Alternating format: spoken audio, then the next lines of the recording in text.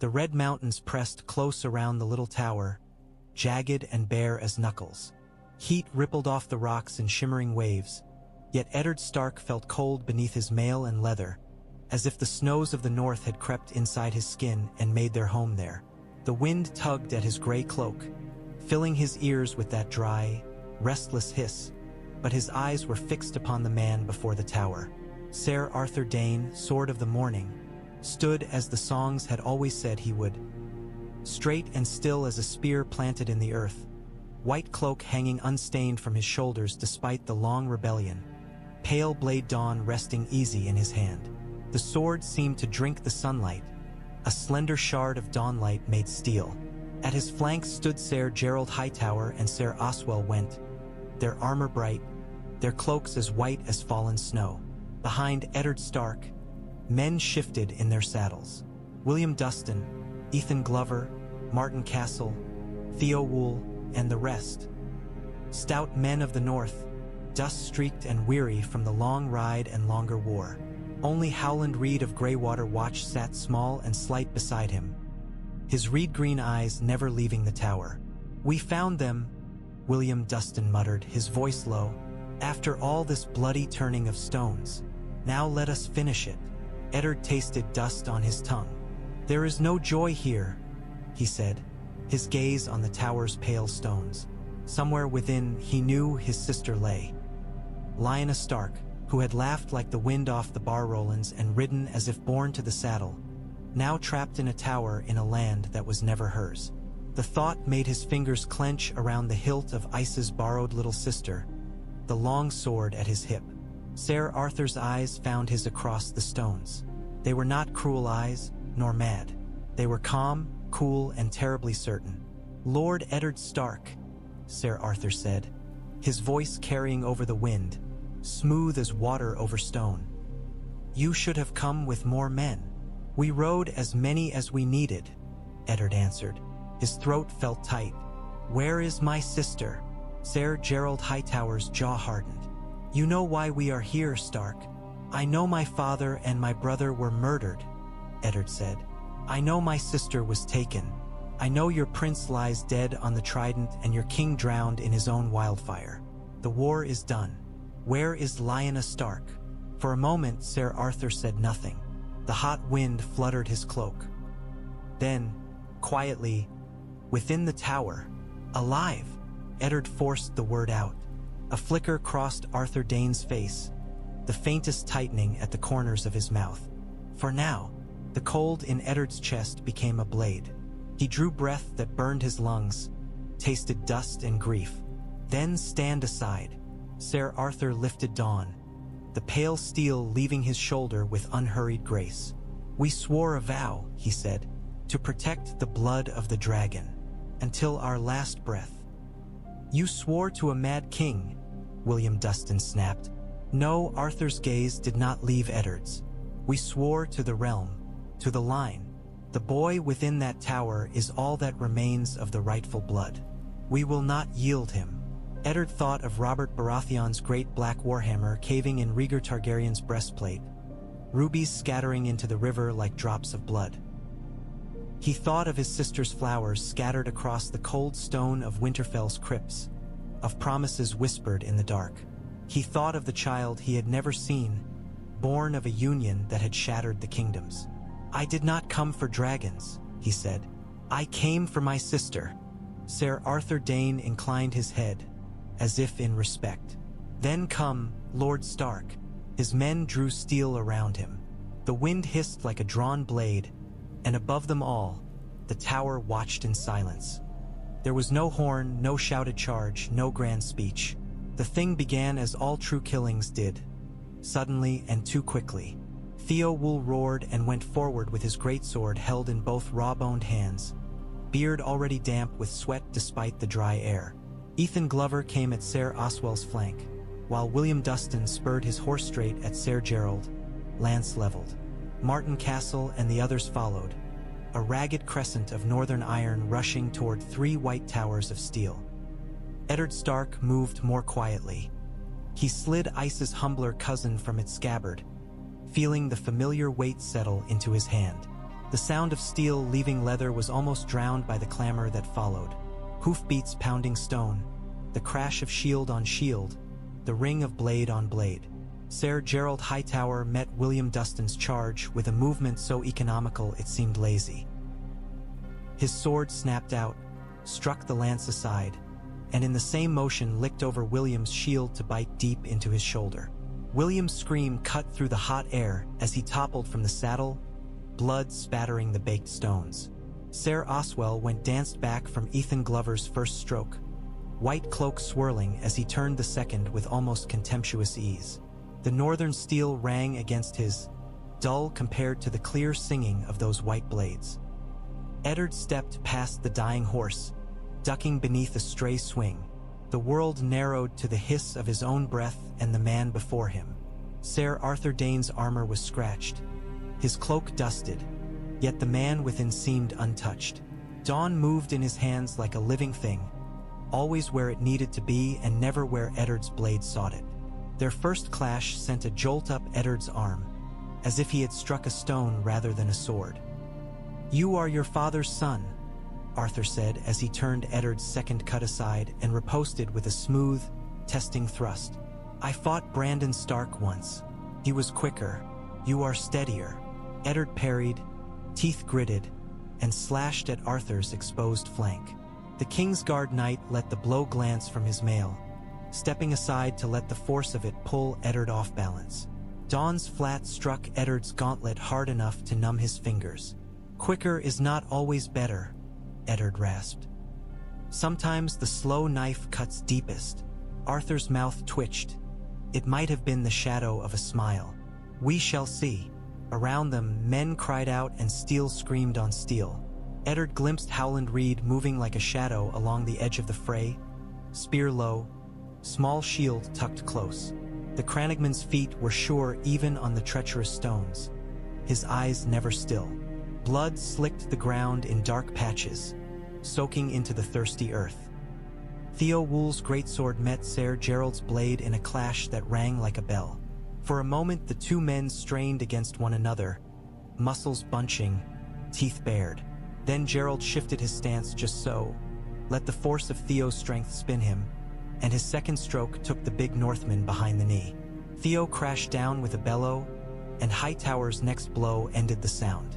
Eddard saw it all as flashes between the rise and fall of dawn. Arthur fought without hurry, without anger. There was a sad precision to his movements, as if each cut mourned the man it felled. Ice would have been too heavy for this dance, Eddard thought grimly. The smaller sword felt like a stick in his hand beside that pale legend, but he forced his arm to match Arthur's rhythm. He was no Brandon and no Robert, but he had a Northman's stubbornness, and he clung to it now. A high scream cut through the clash. Martin Castle, run through the belly by Ser Oswell.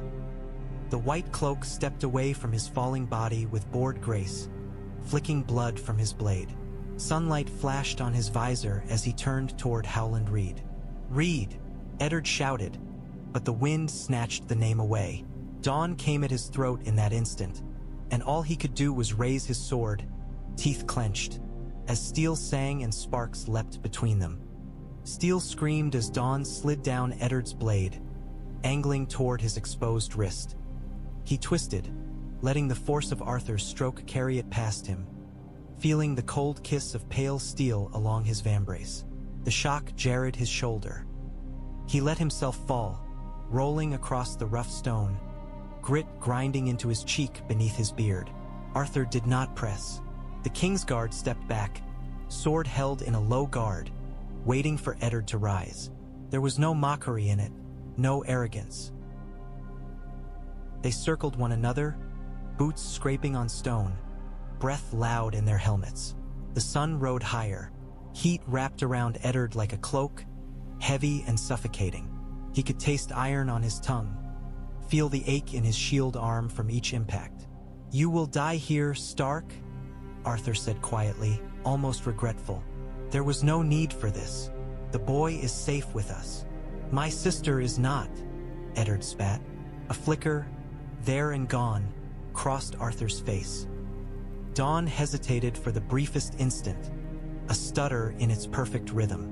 It was enough. Eddard stepped in, faster than he had yet dared, and slammed his shoulder into Arthur's chest. The contact rang through his armor like a bell. It did not topple the sword of the morning, but it broke his stance. Dawn came up reflexively to ward the expected cut.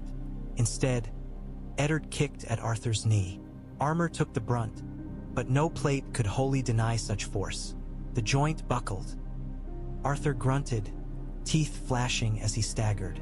The pale sword swept out, an instinctive, brutal arc meant to drive Eddard back. Eddard raised his blade, but not to block. He let the force of Arthur's swing hurl them together, catching at the Kingsguard's wrist with his free hand.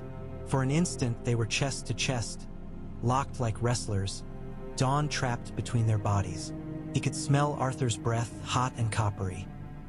He could see, close as a lover, the faint lines at the corners of the man's eyes, carved by years of squinting into bright southern suns.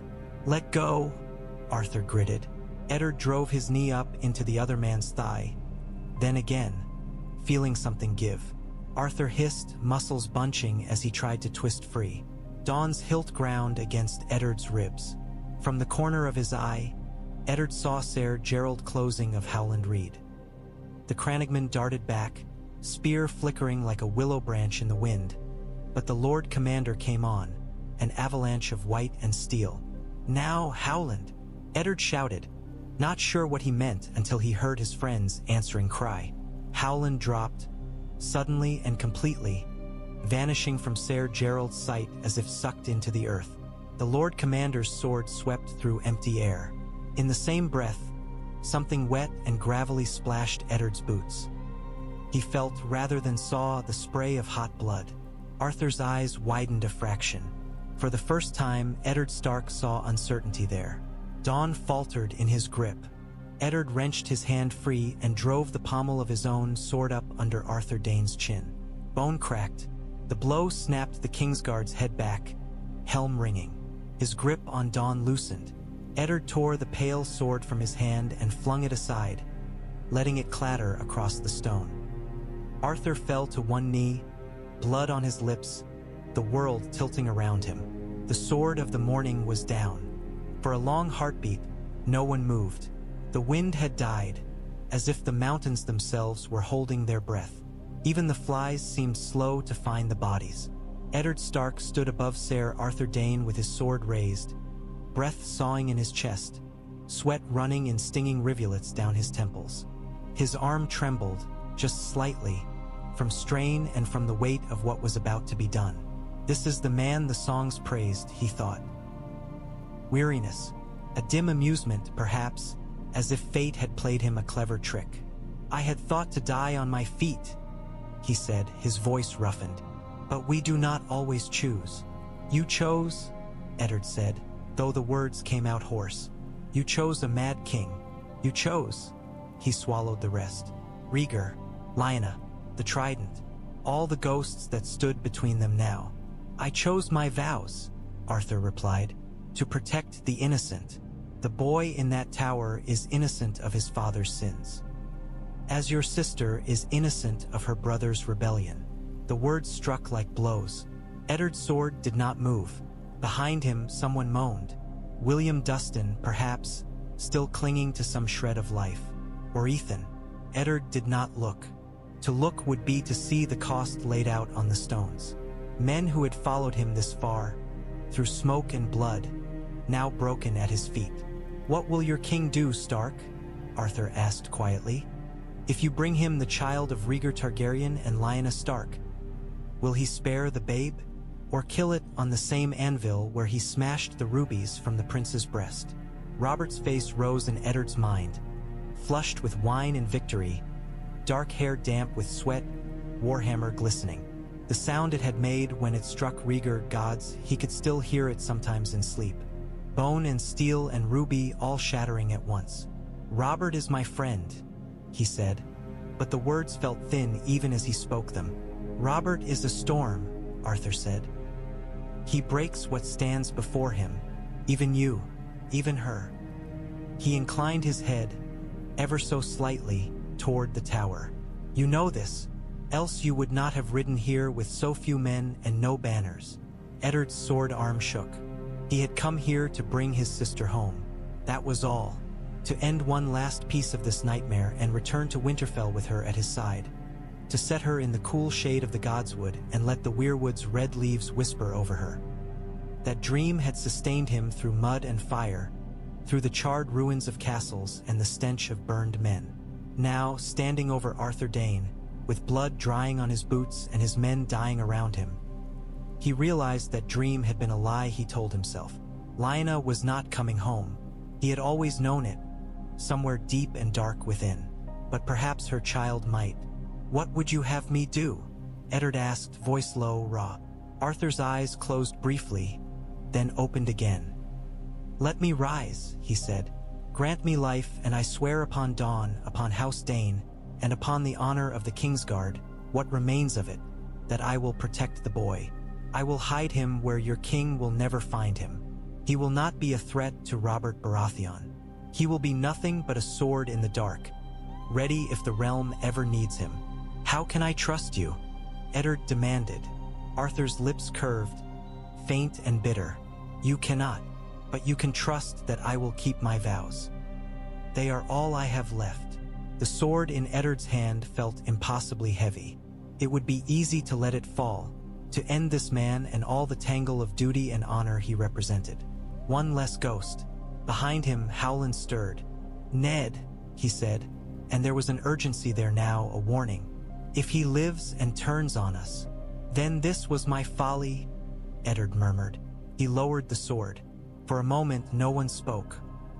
The wind, as if relieved, returned, tugging at torn cloaks and ruffling dead men's hair. "You are not your brother," Arthur said quietly, "nor your friend. The realm may yet have need of that." Eddard sheathed his sword with emotion that felt like tearing flesh from bone. "If you betray this trust," he said, "I will kill you myself. I expect no less."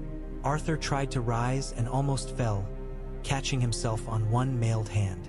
Pain carved lines deeper into his face. "Help me then, Lord Stark. We both have someone to see." They left the dead where they lay upon the heated stones, for the moment. There would be time for cairns later. For now, there was a tower, and within it, the sound of a woman's labored breathing, faint and fading. The air inside the tower was thick, too warm after the mountain wind, heavy with the copper stink of blood and the sour tang of sickness. It clung to the back of Eddard's throat as he climbed the narrow spiral, Arthur Dayne a step behind him, leaning on the rough stone with one gauntlet hand. He knew the sound before he reached the top.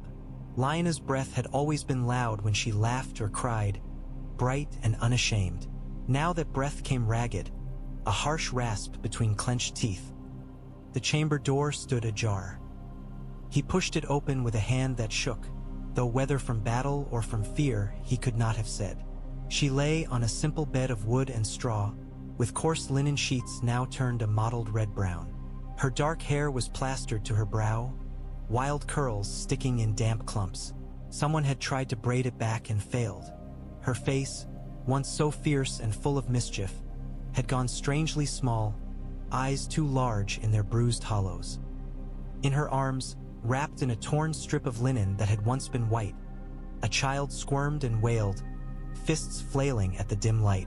For a heartbeat, all Eddard could see was that small, red, howling creature.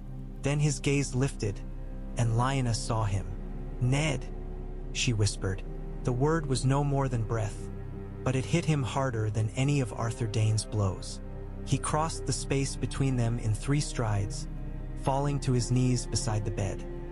The stone floor bit through his mail, but he barely felt it. "I'm here," he said, taking her free hand. It was slick with sweat and startlingly hot. "Lyanna, I'm here. I came as fast as I could."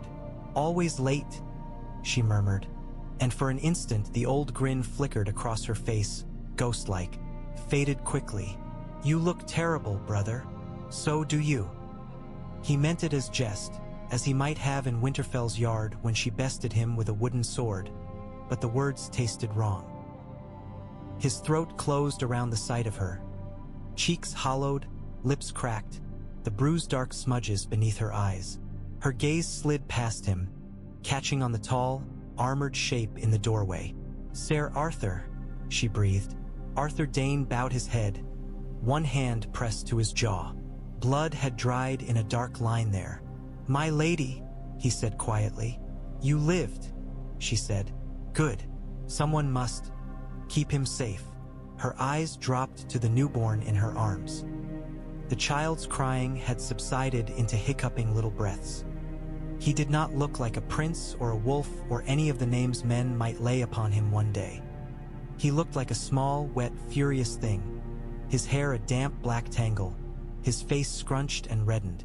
Eddard had seen infants before, in Winterfell's halls, swaddled in fine cloth and presented with pride. This felt different. This felt like something the world should not see yet. As if he were intruding on a secret between his sister and the gods. "What have they done to you?" he whispered. Lyanna's fingers tightened on his. "Ned," she said, and there was urgency now, pushing up through the exhaustion. "Listen to me. Promise me. Anything." The words came too quickly, but he could not stop them. "Name it and it's yours."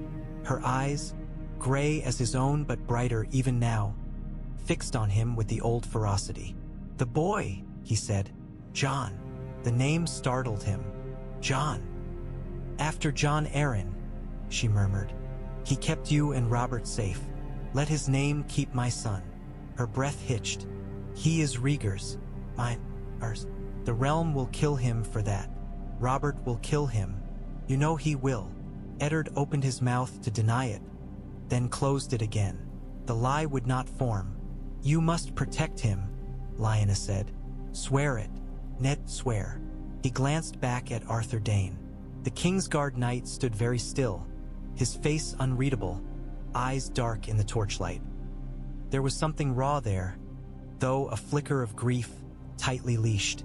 "Sir Arthur has sworn as well," Lyanna continued, following his gaze. "He told me before you came that he would keep the boy safe, but he cannot leave. Robert will hang him from the walls of King's Landing if he shows his face. You can. You must. Between you." Her hand slipped in his, then tightened again. "Promise me, Ned." The old words rose in him, the words their father had taught them beneath the red leaves of the godswood. "Promise is a debt, boy. Do not make one you are not ready to pay." He looked at the child, Jon, and saw suddenly too much. A babe in a cradle in Robert's hall, a black-haired king with a hammer, a flash of pale steel through the tiny chest, blood on stone, rubies and babies alike crushed underfoot. "I promise," Eddard Stark said, and felt the words settle on him like a chain. "I will protect him, with my life. I swear it." Lyanna's shoulders slumped, some terrible tension leaving her. Tears glimmered at the corners of her eyes. "Good," she whispered. "Good. My wolf. Always the solemn one." Her gaze drifted, then sharpened once more. "Ned, I'm here. Don't put him in a cage of thorns," she murmured. "Don't let them make him a crown of knives. Let him be a boy, for as long as he can." Then softer, almost distrustful of her own voice, "Tell him I loved him." Eddard nodded, though he knew, even as he did, that children seldom believed such tales. He pressed her hand to his lips, tasting salt and iron. "Rest," he said. "You are safe now." Her eyes closed, her breath rattled. For a moment he thought she would speak again, but the words never came. Her fingers went slack in his. The babe whimpered, squirming against her still breast. Eddard Stark realized, with a hollow finality, that he had been too late after all. The sound that left Eddard's throat was not a war cry or a lord's command. It was a raw, low thing, torn from somewhere deep in his chest. The sound of a boy in the crypts of Winterfell realizing that his world had edges, and beyond those edges there was only dark. He set the babe down carefully on a folded blanket beside Lyanna, then reached out with both hands and closed her eyes. It was a small gesture, but it felt enormous. When he was done, the face that had always been in motion, laughing, scowling, arguing, lay still and distant, as if it already belonged to stone. The blue roses at her bedside were half-withered, petals browning at the edges. He did not know who had brought them. Rhaegar, perhaps, before the trident, or Arthur Dayne trying to honor a memory. It no longer mattered. He took the flowers in his shaking fingers and laid them over her breast, watching pale petals fall over blood-stiff linen. "I was not fast enough," he said, not sure whether he spoke to the gods, to Lyanna, or to the man behind him. "No one was," Arthur Dayne replied quietly. Eddard turned. Without his sword in hand, without the perfect balance of a duelist, Arthur seemed smaller. Not weak, never that, but mortal in a way the songs never quite allowed. He leaned against the stone, one hand still braced at his jaw, breath sharp with pain. "You swore to protect her," Eddard said. The words came harsher than he had meant. "Yet she died in your tower, in her own blood." Arthur's gaze went briefly to Lyanna's still form. "I am a knight," he said, "not a maester, not a midwife. The healers we sent for never came back. The mountains do not love strangers." Eddard remembered the long, treacherous path they had climbed, the narrow defile where a single rockfall could bury a man. He remembered, too, the chaos after the trident. Men deserting, roads cut by desperate bandits, loyalists and rebels clashing in nameless villages. It was not hard to imagine some poor healer, loyal to no one but coin, dying nameless on some barren slope. "I sat with her," Arthur continued, his voice low. "I cooled her brow. I held her when the pains came. I put dawn at the foot of her bed and swore by its light that I would not let the babe fall into the hands of those who would use him or kill him. It was not enough." He spread his hands, gauntlets opening and closing helplessly.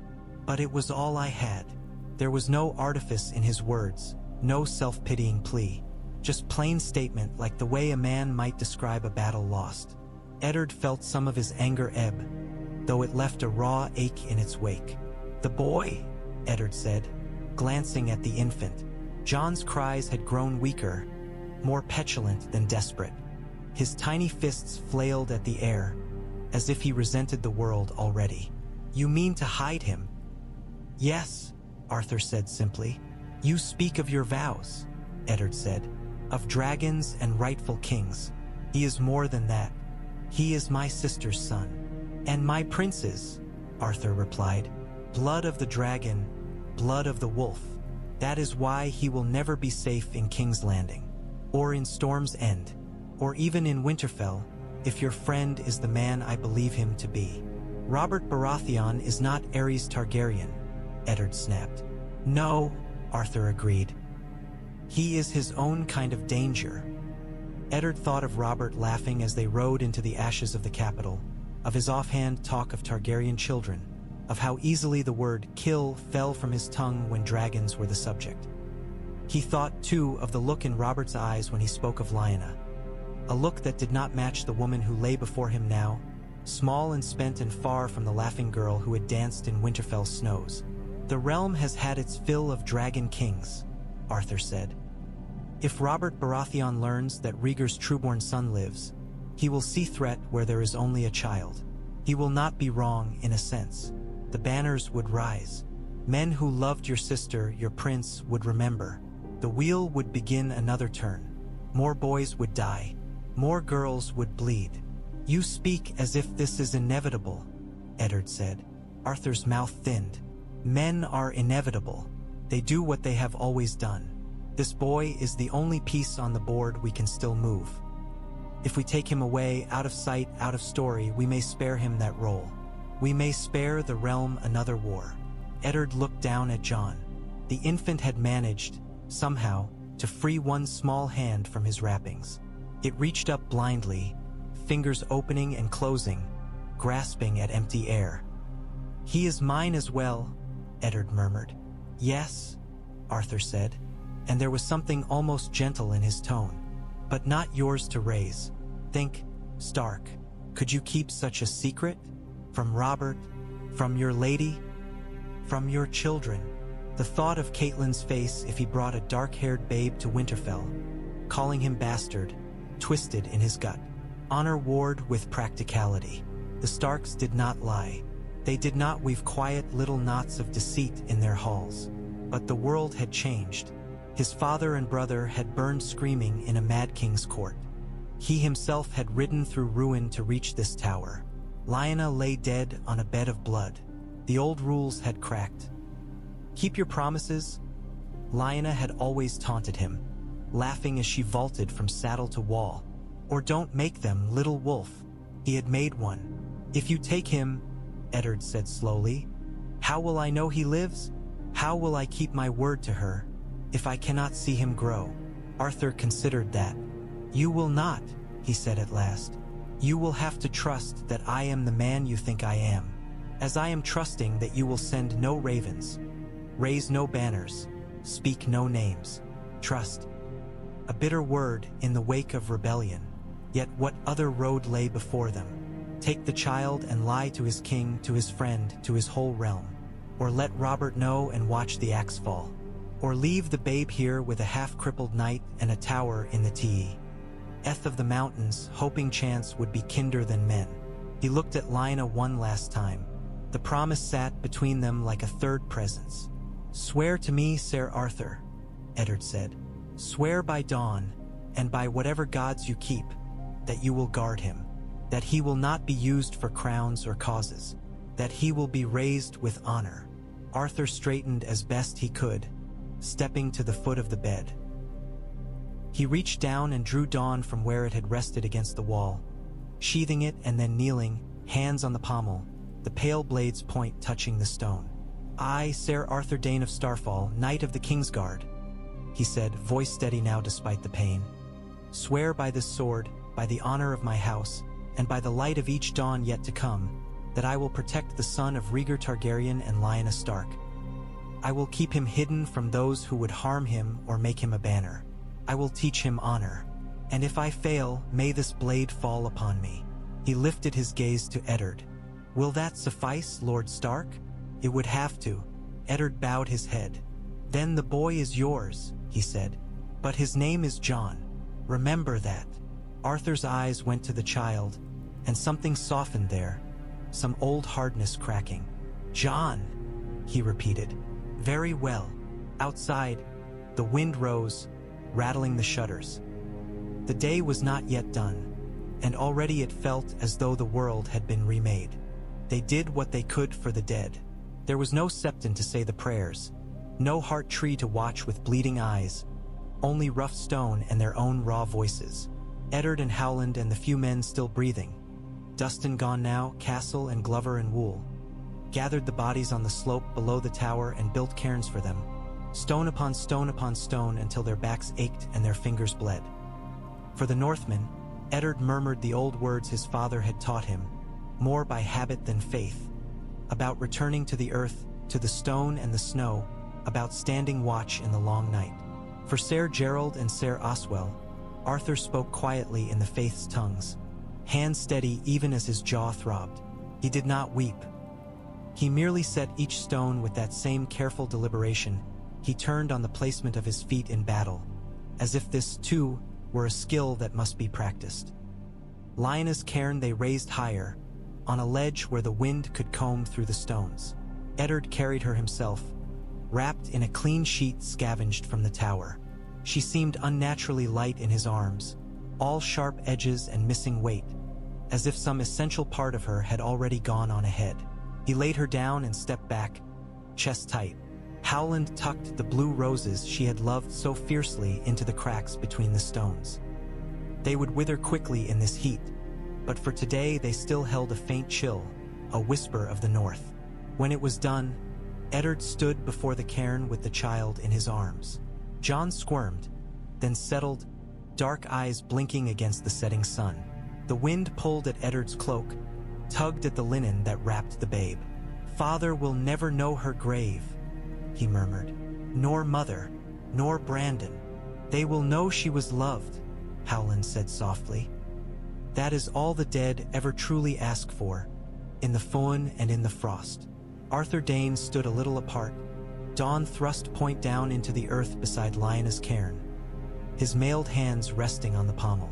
It gave the impression of a knight standing guard over a queen's tomb. Perhaps, Eddard thought bitterly, that was not so far from the truth. She deserved more than this, Eddard said. A stone statue in the crypts. Songs. A place in story that is not this. How story remembers her is not in our hands, Arthur replied. Only how he does. He nodded toward Jon. The babe yawed, a tiny, wrinkled thing of pink flesh and black hair. For a moment, Eddard imagined him grown tall, sword in hand, standing where they stood now. The thought filled him with something too complicated for words.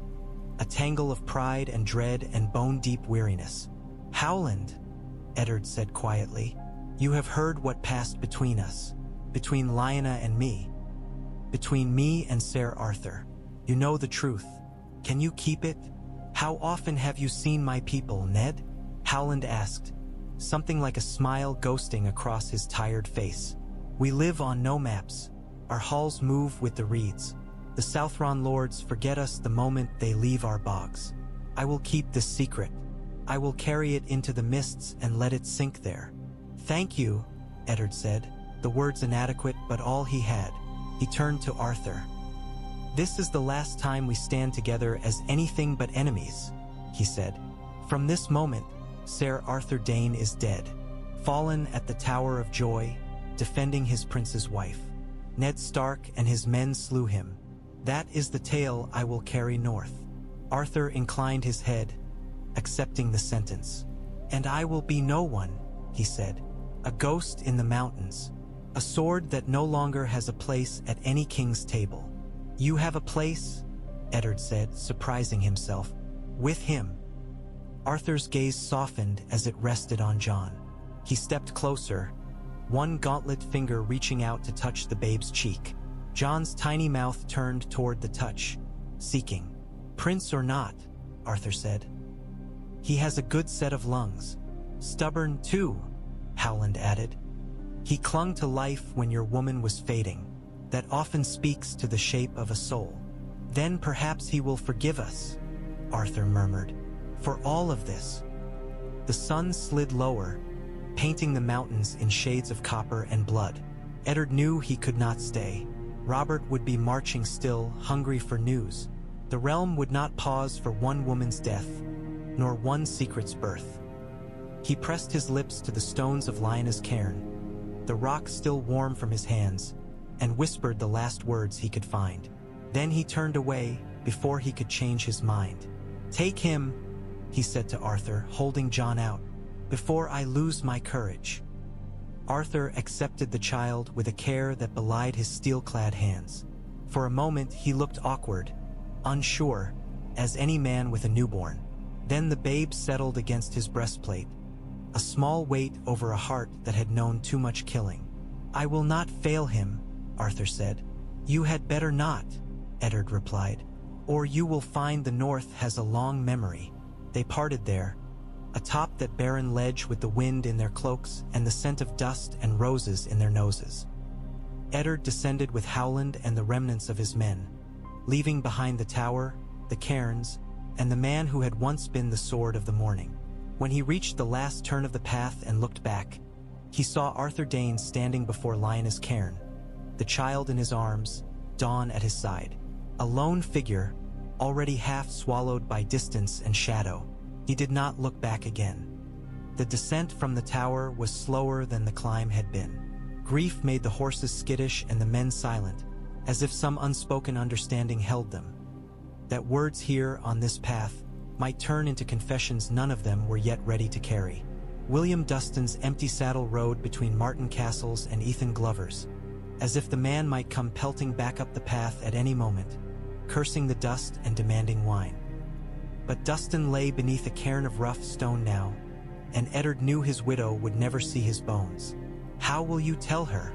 Howland asked as they picked their way around a tumble of boulders. The truth, Eddard said automatically. The word felt fragile under his tongue. That he died bravely, that he did his duty, that he helped me find Lyanna. And your king. Howland's pony danced sideways as a stone slid under its hooves. He soothed it with a murmur, eyes never leaving Eddard's face. "Robert will hear that I found her too late," Eddard answered. "That she died in childbed. That the babe—" He swallowed, the lie a sharp thing in his throat. "That it never drew breath.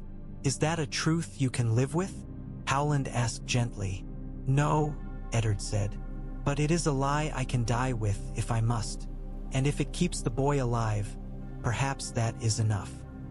The mountains opened slowly around them, the tight defile giving way to broader slopes dotted with scrub. The air cooled as the sun dipped, shadows pooling in the gullies like water. Even here, far from Winterfell snows, Eddard felt the first faint edge of night in the wind. He thought of the promise he had made above. "Promise me, Ned." Lyanna's voice would haunt his dreams, he knew. Her face, pale and still, would watch him from the crypts and from the quiet corners of his mind. But the promise itself, that was heavier than any ghost. He had entrusted its weight to Arthur Dayne. It was a strange choice when he considered it, somewhere on the lower slopes as the horses picked their way among loose rocks.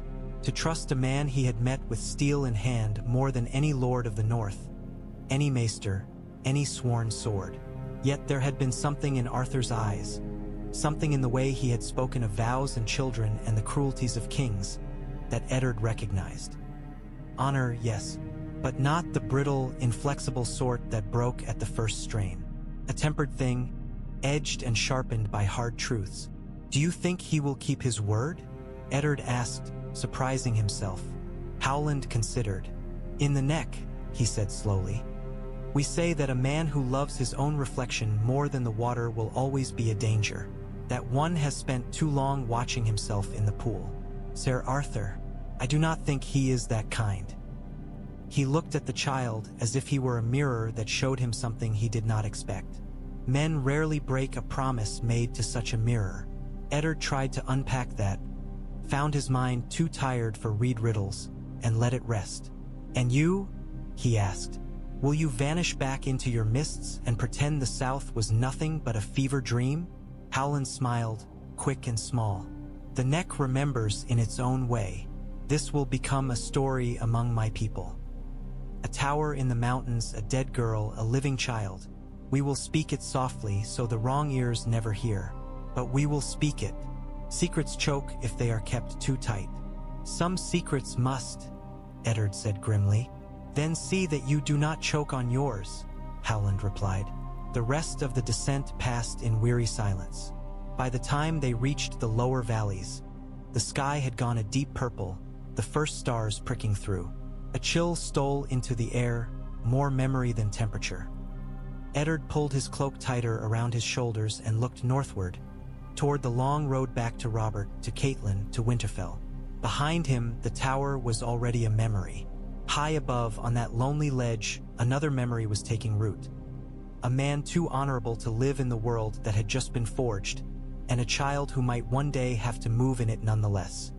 Night came quickly in the mountains. Once the last echoes of hooves faded, the silence crept back, filling every crack in the stone.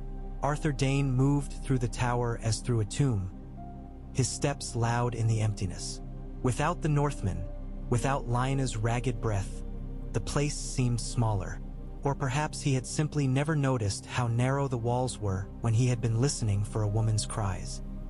Jon had protested his first bath with outraged squalls, but settled grudgingly once wrapped in clean linen. Arthur had never held a babe before this day. His hands, used to the weight of steel and the sure grip on a hilt, felt clumsy and too large around the fragile bundle. Yet the child did not break. He fussed and flailed and, eventually, slept. Now Arthur sat with Jon resting on his chest, feeling the warmth of that small body through his shirt. The babe's cheek was soft against his skin. Each tiny breath tickled.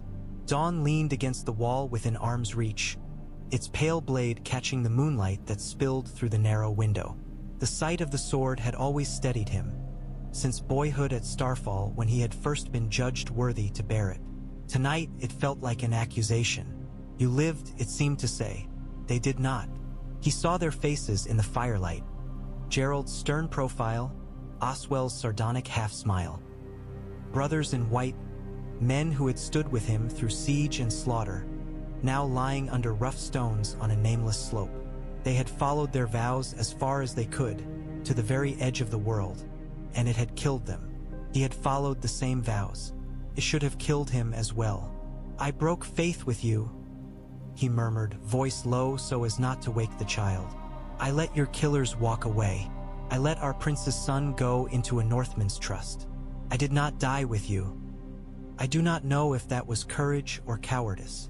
The babe snuffled in his sleep, a soft little sound that made Arthur's chest tighten. "You would say I am a fool," he went on, speaking now to Gerald's ghost, "that the King's Guard is not meant to be clever, only steadfast. But what good did steadfastness do Rhaegar on the Trident? What did it do for Elia and her children in the Red Keep? We stood where duty put us, and our king burned the realm behind our backs. He had not been there when Elia died, when Aegon and Rhaenys were dashed against walls and beds. The knowledge ate at him nonetheless, a slow, constant gnawing. He had worn the white cloak. He had sworn the words. Somewhere, in the gods' eyes if not in men's, he was as guilty as the hand that had swung the sword. "This boy is not Aerys," he told the dark quietly. "He is not his grandsire, nor yet his father. I have failed both of them already. I will not fail him." Jon shifted, a tiny fist pressing against Arthur's chest. The knight adjusted his grip, supporting the child's head with more care than he had ever given to any sword. "What am I to you?" he wondered aloud. "Your jailer? Your guardian? Your uncle in all but blood? I do not know." The words tasted unfamiliar. "I know only this: you will not be a pawn in another man's game. You will not be a name kings spit when they speak of rebellion. If I must vanish from the world to keep you from it, so be it." He rose slowly, careful not to jostle the child, and crossed to the narrow window. Outside, the mountains were black shapes against a star-pricked sky. Somewhere beyond them lay Starfall, where the Torrentine met the sea. He could almost smell the salt, hear the waves smashing against the pale stone of the castle cliffs. Starfall was home, yet he could not go there. Not yet. "The world thinks me dead," he murmured. "Let it. A dead man can move more freely than a living one sometimes. We will go where no one looks for ghosts. Not to Sunspear. Doran is clever, and clever men attract trouble. Not to King's Landing, gods forbid. And not to the Stormlands, where your father's killer rules." He traced the line of the mountains with his eyes. There were valleys here, hidden places where a man could vanish. Smugglers' paths, old shepherds' huts, abandoned watchtowers like this one. The Dornish had been slipping away from King's eyes for centuries. "We will start here," he decided softly. "The Tower of Joy will be our rookery. From here we will learn where the world looks, and where it does not. When the way is clear, perhaps Starfall. My sister has a good heart. She might love you in time, prince or no." He imagined Illyria cradling Jon, her sharp tongue turned soft. Ashara's face flickered, unwanted, and he pushed it away. That wound was old and deep and not fit to share with a newborn. Turning from the window, Arthur looked once more at Dawn. The sword lay quiet, its pale blade cool. "You will not see battle for some time," he told it. "We have other wars to fight now." He smiled then, a small, unexpected curve of the mouth. "Sleep, Jon Dayne, Jon Waters, Jon No Name. We will find what to call you in the morning." The babe did not answer, of course. His breaths remained steady, his lashes dark crescents against his cheeks. Arthur sank back onto the stool, the weight of the child anchoring him in a way no king's command had ever done. Outside, the wind sighed against the stones, and the tower kept its lonely watch. The sun beat down on the courtyard like a smith's hammer. It had no right to be called a courtyard, really. It was no more than a flattened space of rough stone and packed dirt beside the tower, hemmed in by boulders and a low wall Eddard Stark's men had once used as cover. Over the years, Arthur had cleared the worst of the rubble, dragging fallen stones aside to carve out a place where a boy might swing a sword without falling off the mountain. Jon had fallen off the mountain once. sliding down a scree slope on his backside until his heels dug furrows in the dust and his hands were raw and bleeding. He had come up howling with laughter, eyes bright, a chipped tooth gleaming through the blood on his lip. Arthur had cuffed him, checked him for broken bones, and then laughed as well, helplessly. Today, Jon was not laughing. His face was set in fierce concentration, tongue caught between his teeth, as he lunged forward with the wooden sword clutched in both hands. "Again," Arthur said. Jon scowled. "I did it right. You did it fast," Arthur corrected. "Fast is not the same as right. Again." The boy's eyes, gray as winter skies and bright as Lyanna's, flashed with annoyance. But he reset his stance. Left foot forward, knees bent, shoulders loose, and tried again. Arthur watched every movement. The years had taken some of the edge from his own body. There were mornings when his knee ached, when the old bruise at his jaw flared as if the bone remembered Eddard Stark's blow. His hair had begun to silver at the temples, yet his eye had lost none of its sharpness. "Better," he said as Jon's weight settled properly over his feet. "Now, when you lunge, do not lead with your face. You are not trying to bite your enemy." Jon made a noise that might have been a suppressed snort. "Sire." Again, the wooden sword darted forward. This time, Arthur raised his own practice blade and turned the thrust aside with a twist of the wrist. Jon stumbled, overcommit, and nearly fell. He caught himself with a grunt, cheeks flushing dark under the sun. "Why did you fall?" Arthur asked. "Because you hit my sword away," Jon replied, a touch sullen. "You fell," Arthur said patiently, "because you trusted your strength more than your balance. You cannot trust strength. It leaves you. Balance stays if you learn it properly." Jon scowled, but he planted his feet more carefully next time. When Arthur knocked his blade aside again, he did not fall. He recovered, bringing the sword back into guard with a neat little turn that made something in Arthur's chest unclench. "Good," he said. "Now we add footwork." Jon groaned. "Footwork?" Arthur raised an eyebrow. "Do you think you will fight men who stand still for you? Who wait politely while you hack at them? No, boy, they will move. You must move better." He demonstrated, slowly, tracing a pattern in the dust with his boots. Forward, side, back, pivot. Jon watched, squinting, then tried to mimic it. The first attempt was a tangle of limbs. The second was better. By the fifth, there was the beginning of grace. Sweat slicked the boy's hair to his forehead. Strands of it curled, stubborn as brambles. His shirt clung to his narrow back. He was still slight, his limbs all angles, but there was a stringy strength in him, a wiry resilience Arthur recognized from 100 campaign camps. Dogs had it, wolves too. "Why must I do it again?" Jon asked at one point, panting, when Arthur called for another repetition. "I did it the same as you." Arthur considered him. "You do it again," he said, "because one day you will be tired, hungry, cold. Your sword arm will ache. Your knee will be cut. You will be standing on mud or ice, not dry stone. You will be afraid, and you will still need to move exactly like this.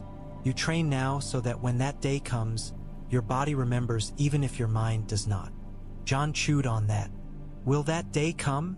he asked after a moment. "You always speak as if it will." Arthur looked at him, really looked the way he might assess a man across a field. The boy had grown in the years since that first night. His features had begun to sharpen, hints of Rhaegar in the fine bones of his face, of Lyanna in the curve of his mouth. And there was something of Eddard Stark too, though Jon had never met the man. Some set to the jaw, some steady watchfulness in those gray eyes. "Yes," Arthur said simply, "for every man who lives with a sword, that day comes. Often more than once." Jon nodded slowly. "Then I'll be ready." The certainty in his voice cut through Arthur more cleanly than any blade. There it was, that inevitable pull of destiny these dragon-blooded children seemed to be born with. Even hidden on a nameless mountain, even without banners or songs, the boy reached instinctively for the edge of the story. Arthur stepped forward and, for the first time that day, smiled plainly. "You will," he said, "if you listen." Again. Jon groaned, but he obeyed. Around them, the Red Mountains watched in their ancient silence. The Tower of Joy, no joy, but something new nonetheless, cast a short, sharp shadow at their feet. Dawn rested on a nearby stone, sheathed, its pale stone hilt gleaming faintly in the sun. One day, Arthur knew that sword would have to leave its sheath again.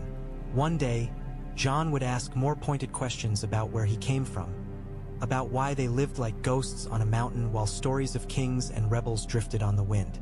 For now, though, the boy sweated and stumbled and learned. For now, his world was no larger than the arc of a wooden blade and the patience of the man who watched him. "Again," Arthur said once more.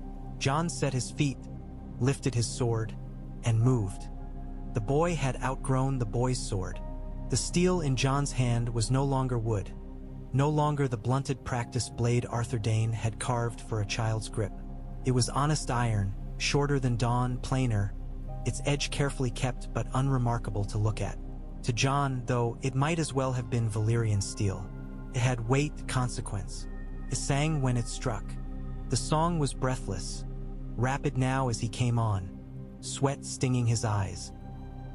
His boots scuffed dust from the courtyard stones, his shirt clung to his back, and each breath burned, yet he did not slow. Sir Arthur had told him he must learn to press an advantage. So he pressed. "Again," Arthur barked, parrying a cut aimed at his shoulder and twisting his wrist to turn Jon's blade aside. "Your right foot, watch it. It wants to betray you." Jon shifted instinctively, feeling the treacherous rock under his heel. The ground here was never even. The mountain liked to remind him he stood on its bones. He rolled with the danger, let his weight flow forward, and turned his thwarted strike into an awkward but passable thrust. Arthur's practiced sword flicked down, knocking the thrust away. The older man stepped to the side with that same maddening economy of motion, white streaks in his dark hair catching the sun. Even in simple leathers and a sweat-darkened shirt, he moved like a knight out of some old tale, each motion measured, each breath controlled. Jon tried to match that calm. He failed. He came in too hard. Arthur let him. For an instant, Jon felt the thrill of it, his edge sliding past Arthur's guard, the opening there, right there at the man's ribs. His heart leapt. He might actually. Arthur pivoted, putting his body just out of reach. Jon's sword whistled harmlessly through the air. At the same time, Arthur's hilt rapped sharply against Jon's wrist. Pain flared. His fingers spasmed. The blade wobbled. He did not drop it. Not this time. But his grip weakened just enough for Arthur to step inside, hook his foot behind Jon's ankle, and send him sprawling hard onto his back.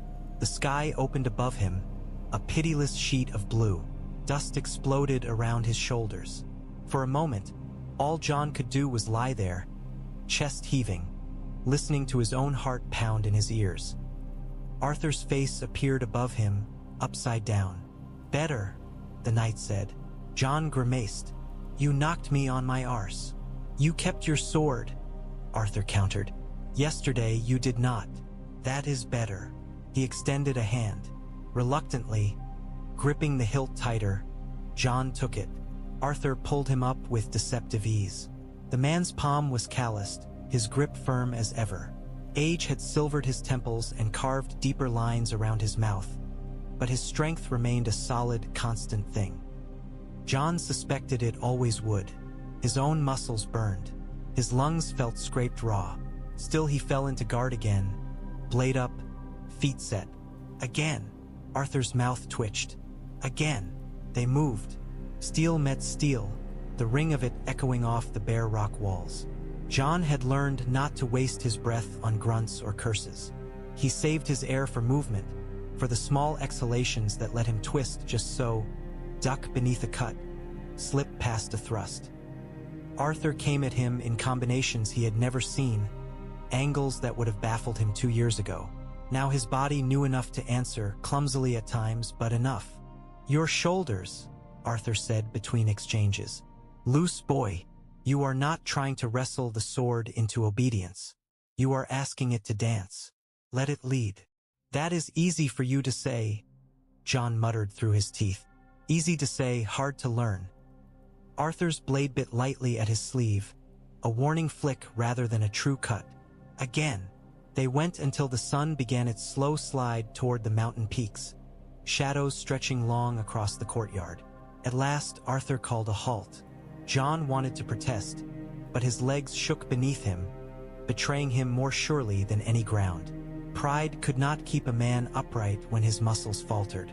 He bent, hands on his knees, sweat dripping from the end of his nose. His hair had grown longer this past year. It curled around his face in damp black waves, sticking to his cheeks. "You are thinking too much," Arthur observed, resting his practice blade across his shoulders. His own breathing was only slightly accelerated, the rise and fall of his chest steady. "When you fight, you must feel. The time for thinking is before and after. And during lessons," Jon said dryly. "Especially during lessons," Arthur agreed. Jon straightened slowly, rolling his shoulders. "I nearly had you," he ventured. A glint of approval flashed in Arthur's eyes. "Yes," he said without false modesty. "You nearly did. If I were a lesser man, that would worry me." Jon smirked despite himself. "And because you are Ser Arthur Dayne, Sword of the Morning, it only amuses you?" "Because I am Ser Arthur Dayne," the knight replied, lowering his blade at last. "It tells me the years we have spent here are not wasted." He crossed to where Dawn lay sheathed on the flat rock. Even now, after more than a decade in the tower's shadow, Jon felt his breath catch when that pale hilt met his eye. The sword seemed to rest differently than other blades, as if it were not quite subject to the same rules as common steel. Arthur touched the pommel lightly, reverent in a way Jon had seen in septons before their altars. "You keep improving," he said without turning. "Soon enough, you will be ready for her." Jon's heart gave a queer little lurch. Her, as if the sword were a person, a destiny. "I thought," he said carefully, "Dawn was for a Dane. That is what the stories say. Only a true-born Dane can be Sword of the Morning." "The stories say many things." Arthur glanced back over his shoulder, one eyebrow raised. "Some are even true." Jon wiped his forearm across his brow, smearing sweat into the dust already there. "And this one," Arthur's mouth curved faintly. "This one says only that Dawn belongs to one who proves worthy. Her first wielder was a Dane, yes. Those who followed have often been of my blood. But the sword does not care for sigils or names, only for the hand that holds it, and the heart that guides that hand." Jon swallowed. "Am I such a hand?" "Not yet." Arthur's answer was unsoftened. "But the dawn does not judge the night after a single star. It waits. It watches." He inclined his head slightly. "You are closer than you were." Jon let that sit in his bones like warm wine. Closer. Not there, but close. He looked up at the rim of the mountains, where the sky had begun to take on a faint golden cast at its very edge. The air was still hot, still dry, still full of dust that tasted of old battles and older stones. Yet sometimes, when the wind shifted, he thought he could smell something else on it. A chill, faint but insistent. Snow, though he had never seen it. "Come," Arthur said. "You will do no more good for yourself falling on your face out here.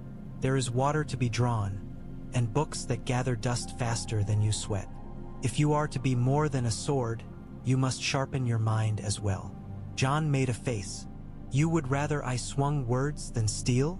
"I would rather you have both," Arthur replied, "so that when you stand before the choices this world will throw at you, you are not blind to their edges." "Does the world know where I am?" Jon asked as they walked toward the tower door. Arthur's hand tightened briefly on Dawn's hilt. "No," he said, "and we must keep it that way. For now. For now."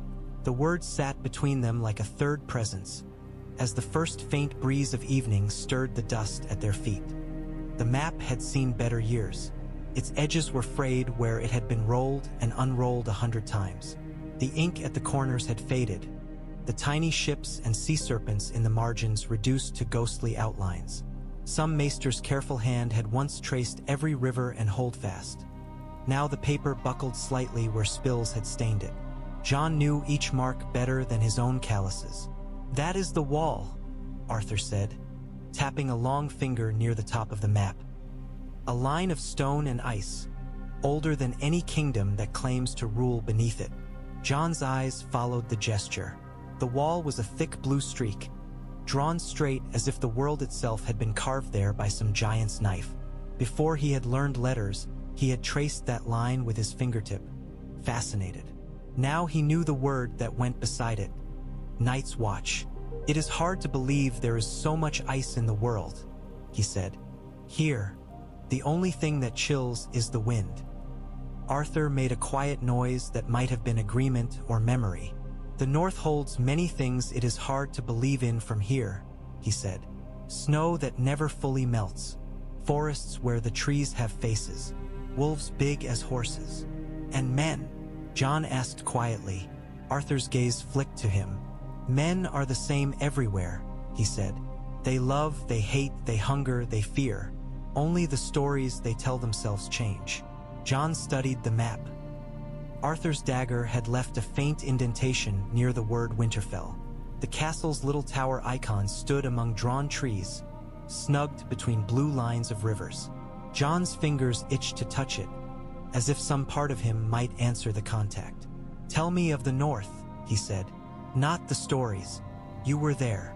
Arthur hesitated, then set the dagger down. "I was," he allowed, "briefly. I saw less of it than this map suggests.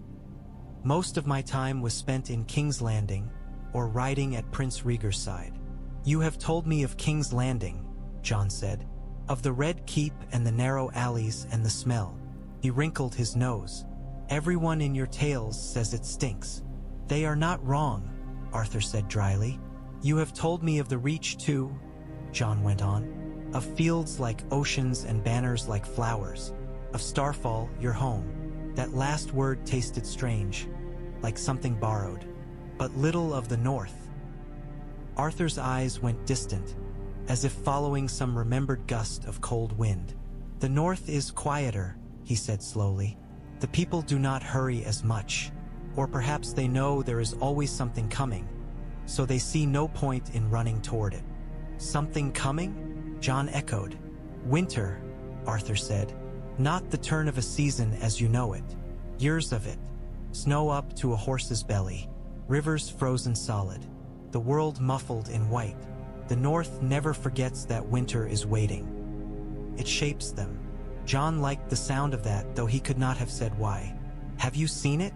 Winter like that?" "No," Arthur's mouth tightened. "By the time I rode north, the last long winter was a story old men told to frighten children. But the way they spoke of it," he shook his head. "Some things do not need to be seen to be true." Jon's gaze returned to the wall. "And beyond it? Wildlings," Arthur said. "Free folk if you use their name for themselves. More snow.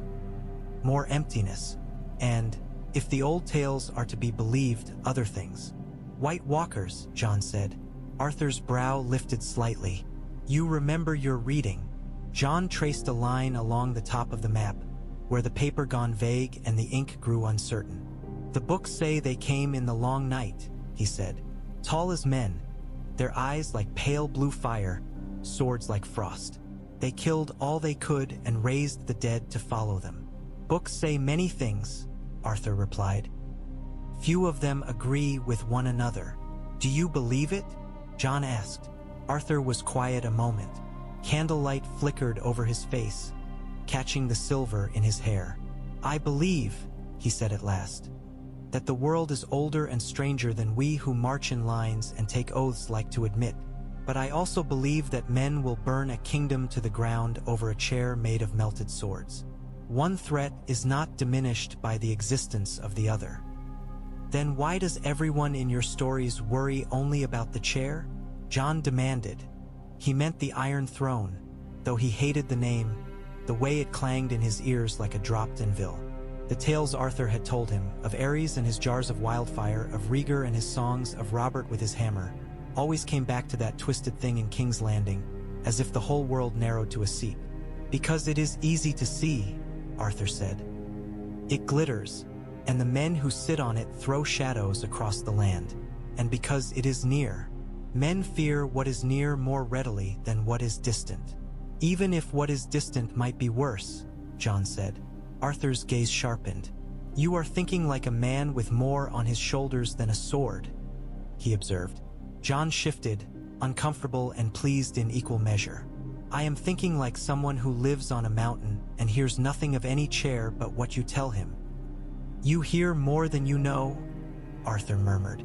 Jon leaned forward, taps of his finger over names on the map.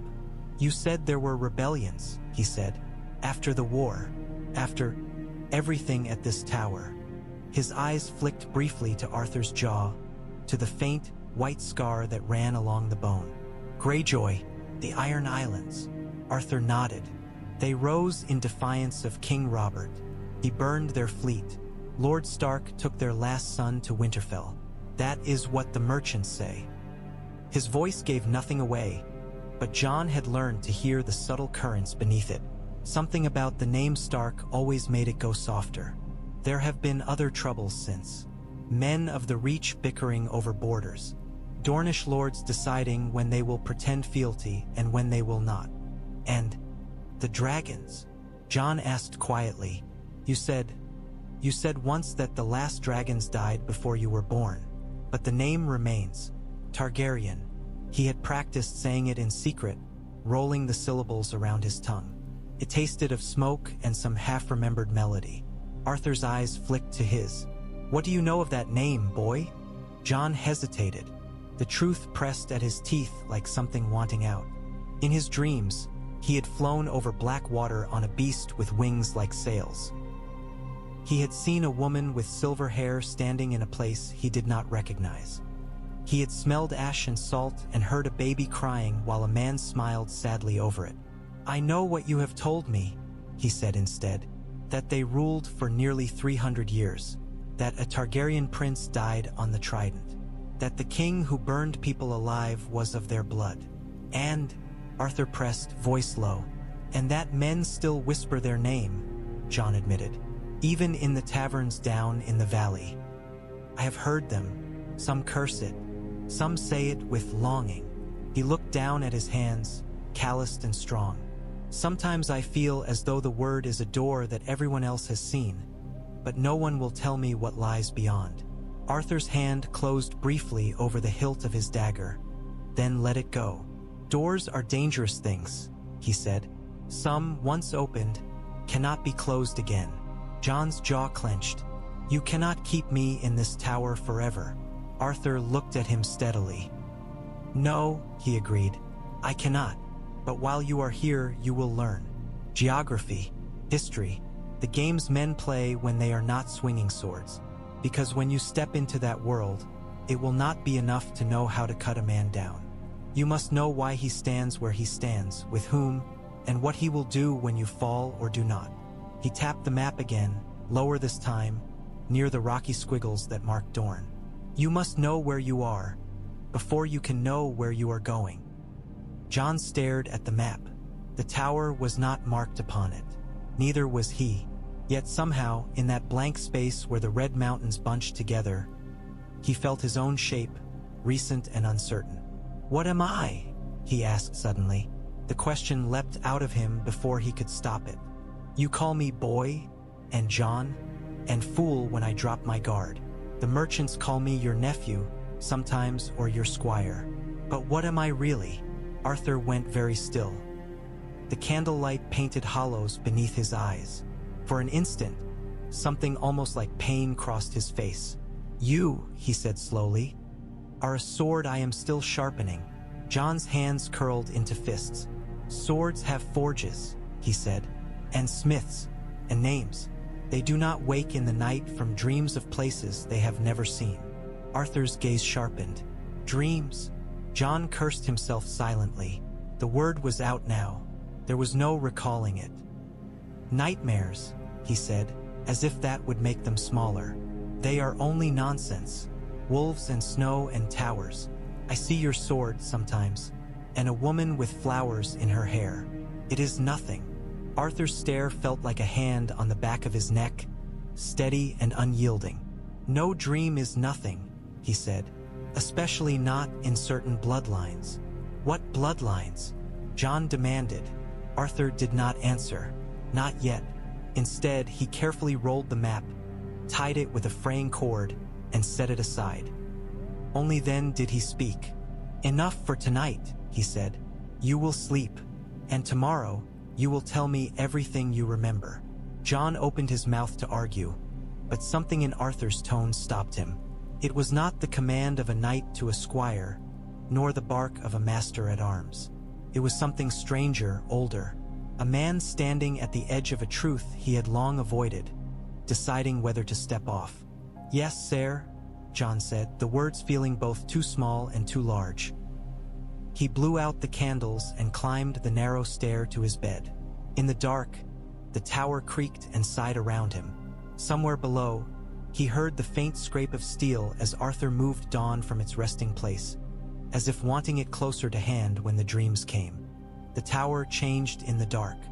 It shrank and stretched by turns, hallways lengthening into tunnels of shadow, staircases twisting upon themselves like corkscrews. Doors appeared where none had been before. Jon had grown used to these tricks in dreams, the way the stone shifted underfoot into something not quite real.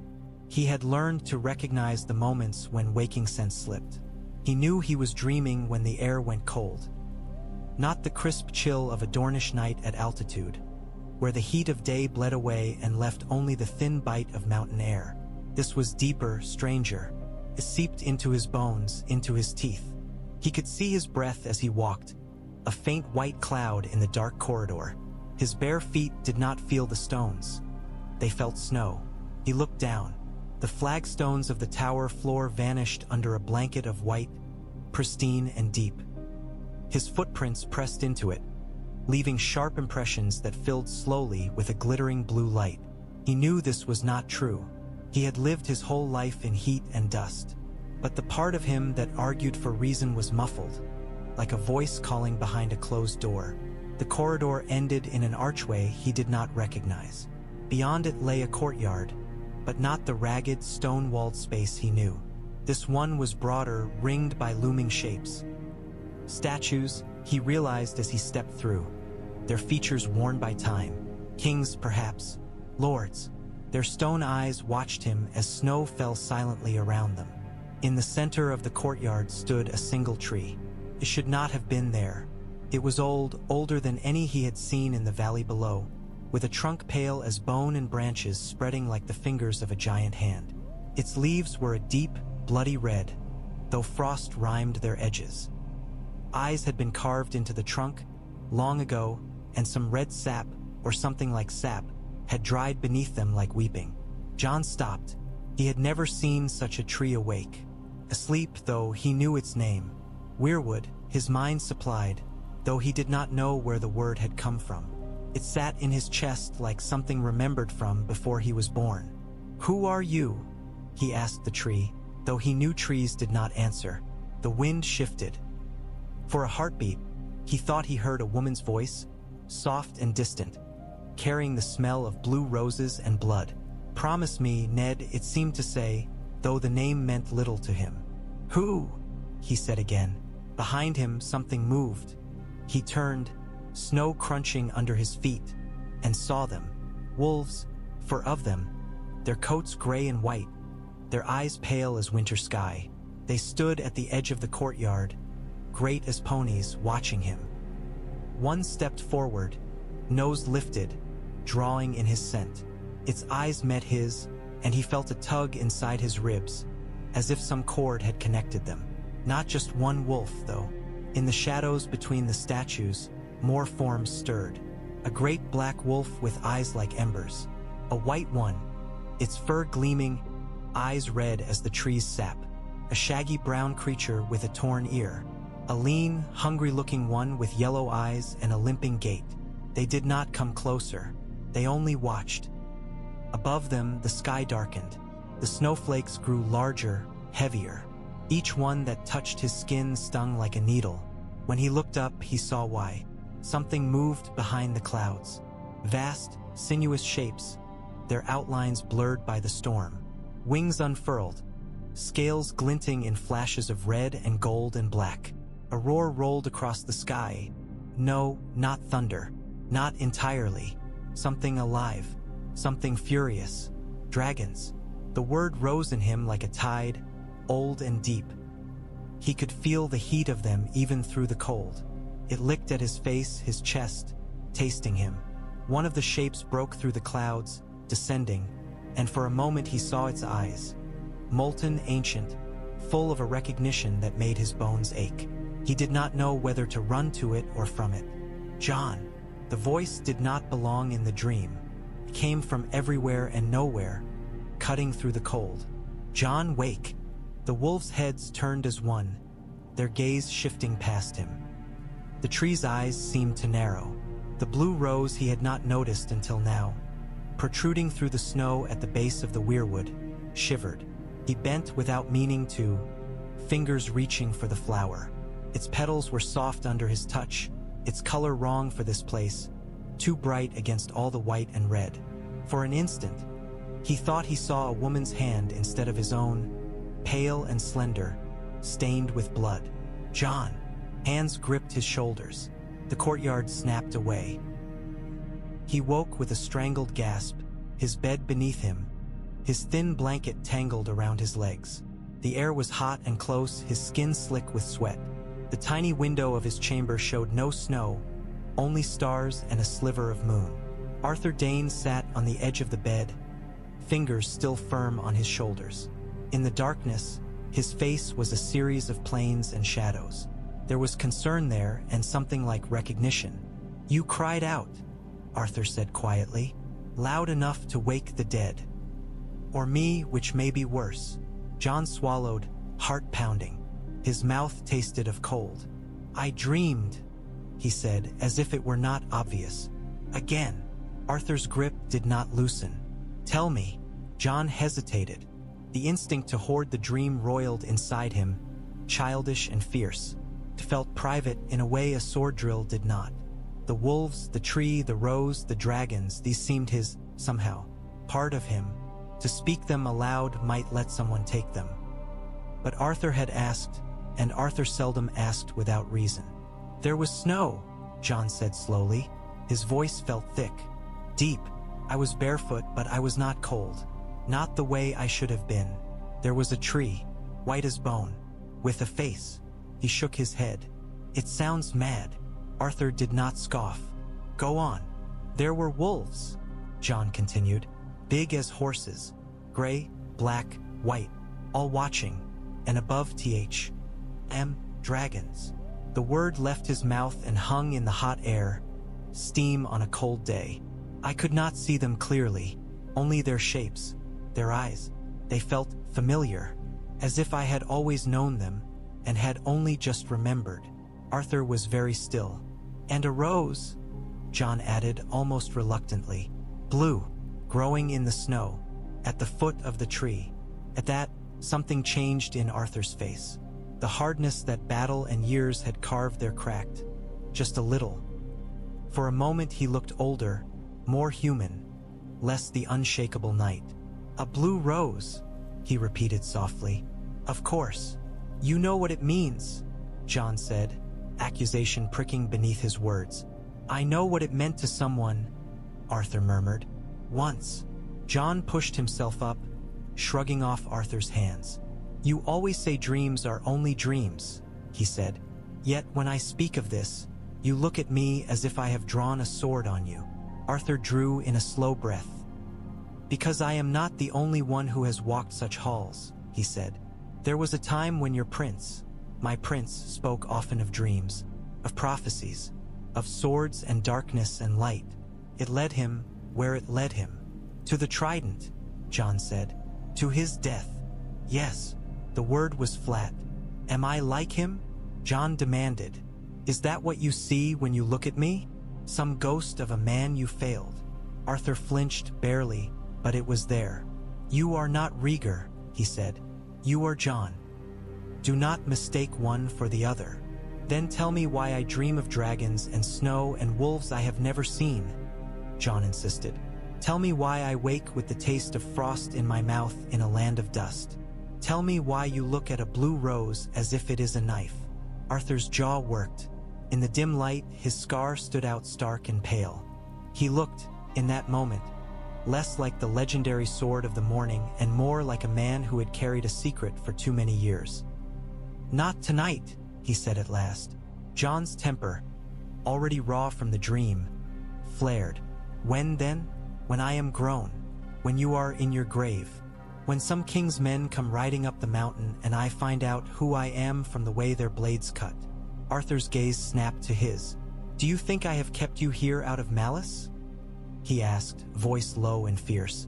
"Do you think I wanted to raise a boy on a mountain, hiding from every passing rider, patching the roof with my own hands? I did it because the world beyond this stone would eat you alive, Jon. It has tried before." "Then let me bite back," Jon said. "I am not a babe in arms." Arthur studied him for a long moment. In his eyes, Jon saw calculation, weighing, the old knight measuring something against some inner scale only he could see. "Sleep," Arthur said at last, though his tone had lost some of its earlier iron. "Tomorrow, we begin a different sort of lesson." Jon wanted to push, to demand, to draw his sword and make the man yield.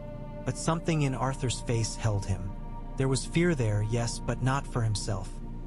He lay back down, though sleep did not come for a long time. When it did, the snow stayed away. The wolves did not return. The dragons coiled somewhere beyond the stars, waiting. The tower could not feed them on stone and steel alone. Every few months, when the stores ran low or the roof needed pitch or Jon's clothes had been patched too often to hold, Arthur would declare it time to go below. The word had taken on a particular resonance between them. Below meant people, noise, the world. It meant lies. "Remember?" Arthur said as they approached the cluster of tents and lean-tos that called itself a market. "Today I am Ser Armin Sand, a hedge knight fallen on hard times. You are my squire. Yesterday you were Ser Anders," Jon muttered. "Have you forgotten your own names?" Arthur's mouth twitched beneath the short, rough beard he let grow before each trip. It did much to soften the clean lines of his jaw, to hide the scar.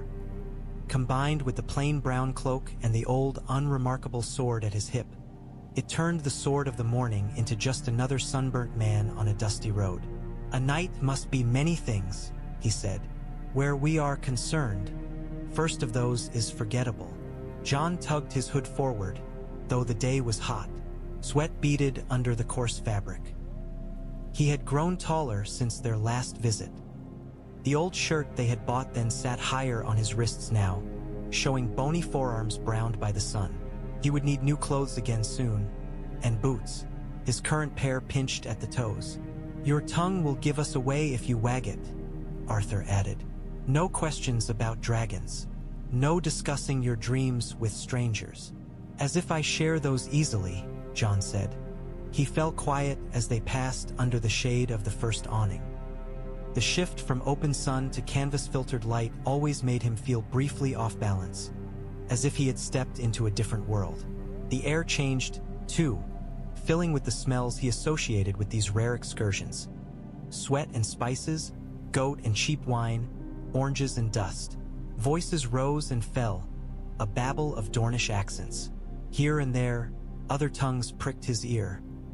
Thicker Stormland vowels, the lazy roll of the Reach, even once the clipped cadences Arthur said came from the free cities. Traders moved between stalls, hawking dates, olives, herbs, small trinkets, coarse cloth. Children darted between them like fish, all elbows and bare feet. Jon drank it all in as he always did. The tower was his home, but the market was his reminder that the world held more than stone and sky. "Ser Armand," called a voice from a nearby stall. A woman with sun-browned skin and a broad smile waved. Her hair was bound back in a bright scarf. "You come down from your mountain at last. I thought the goats had eaten you." Arthur's shoulders relaxed a fraction. Not yet, Mara, he said. They find me too stringy. My squire, however, grows plumper by the day. Perhaps you should take him in trade. Jon snorted. Mara laughed. A loud, easy sound. He looks like the wind might blow him away, she said, eyeing Jon with open curiosity. You said he was your sister's boy last time. I begin to think you stole him from some Northman's hall. Look at that hair, like a crow dipped in ink. Traded him for a good spear, Arthur replied. I am still considering whether I was cheated. Jon rolled his eyes. You say that every time, sir. And one day, perhaps, you will begin to suspect I mean it, Arthur said. This was part of the dance. They had rehearsed it often enough. Arthur the gruff, long-suffering knight. Jon the half-mocking, dutiful squire. It let them slip into the market's life without drawing more notice than any other pair. Still, Jon felt eyes on him sometimes. He knew he did not quite fit. The sun browned his skin, yes, but not like the Dornish. His eyes were the wrong color, his hair too dark, too thick. When he spoke, the cadence was more Arthur's than Mara's, and Arthur's own had never quite been of this valley. He carried the waterskins to be filled, bartered for dried figs with a few coins Arthur gave him, listened as men argued over the rightful ownership of a goat. He heard talk of taxes, of border disputes with the Ironwoods, of a merchant caravan robbed on the Bone Way by men in boiled leather bearing no sigil. He heard, too, the more distant news. A drunken man at a wineskin stall was telling anyone who would listen how he had once sailed as far as King's Landing. I saw the king with my own eyes, he boasted, yellow teeth flashing. Fat as a harvest boar he is. Carries that warhammer still, they say, though it looks more like a toy now than anything else. King Robert Baratheon, murmured one of his listeners, half awe, half derision. They say he beat the dragon prince to death with that hammer. Scattered his rubies all over the trident, another added. My cousin's husband's brother picked one up. Swears it brought him luck. Until the crown took it, the first man snorted. They don't leave much for the rest of us, those kings, old or new. Jon edged closer, ears pricked. The dragon prince. He had heard the phrase 1,000 times in Arthur's more careful stories. It still sent a little thrill through him. Was the prince as they say? Someone asked. Handsome as summer, with a voice that could make grown men weep? The drunkard squinted, trying to recall. He was dead when I saw him, he said at last. Hard to judge his singing then. He looked like any other corpse to me, save for the rubies. And the way the king looked at him, like he might rise again if he stared hard enough. Love and hate are close, Mara muttered, half to herself, as she weighed out dates. Sometimes they share a skin. Jon looked back toward Arthur's broad shoulders. The knight was at another stall, examining a coil of rope with the eye of a man who had hung off too many cliffs. Jon wondered what Arthur thought when he heard such talk. If he hurt, if he remembered. His gaze snagged on something nailed crookedly to a nearby post. It was a scrap of parchment, stiff and curled at the edges. The ink had run where rain had touched it, blurring the lines, but the image was still visible. A man drawn in rough strokes, wearing a white cloak and holding a sword with a flared, star-bright hilt. The face was generalized, the sort of generic, handsome knight any child might doodle, but the stance. Jon's stomach tightened. Above the illustration, the words had faded nearly to nothing. He could still make out some traitor, King scarred, dead. Below, another hand, rougher, had scrawled something more recent. Fools chase ghosts. He felt the hairs on the back of his neck prickle. His hand lifted without his willing it, fingers hovering just shy of the parchment. Boy! Arthur's voice, low and sharp. Jon snatched his hand back and turned. Arthur stood a few paces away, arms full of bundled cloth, his expression carefully unreadable. Only his eyes betrayed him. They had gone very still. Come, Arthur said. The goats will eat our washing if we tarry. Mara, how much for the cloth and the salt? Jon swallowed, throat dry. He fell into step beside Arthur as they left the stall. You see it every time, he said under his breath. See what? Arthur asked, though they both knew. The poster, Jon said. The knight in white. The traitor. You never tear it down. Why? Because it is old, Arthur replied. Old posters draw less notice than fresh ones. Rip it down and someone will wonder why. Someone will ask who cared enough. You could pretend to be offended at the notion of a false knight, Jon said, but there was no humor in it. Plenty of men boast of loving the old kings.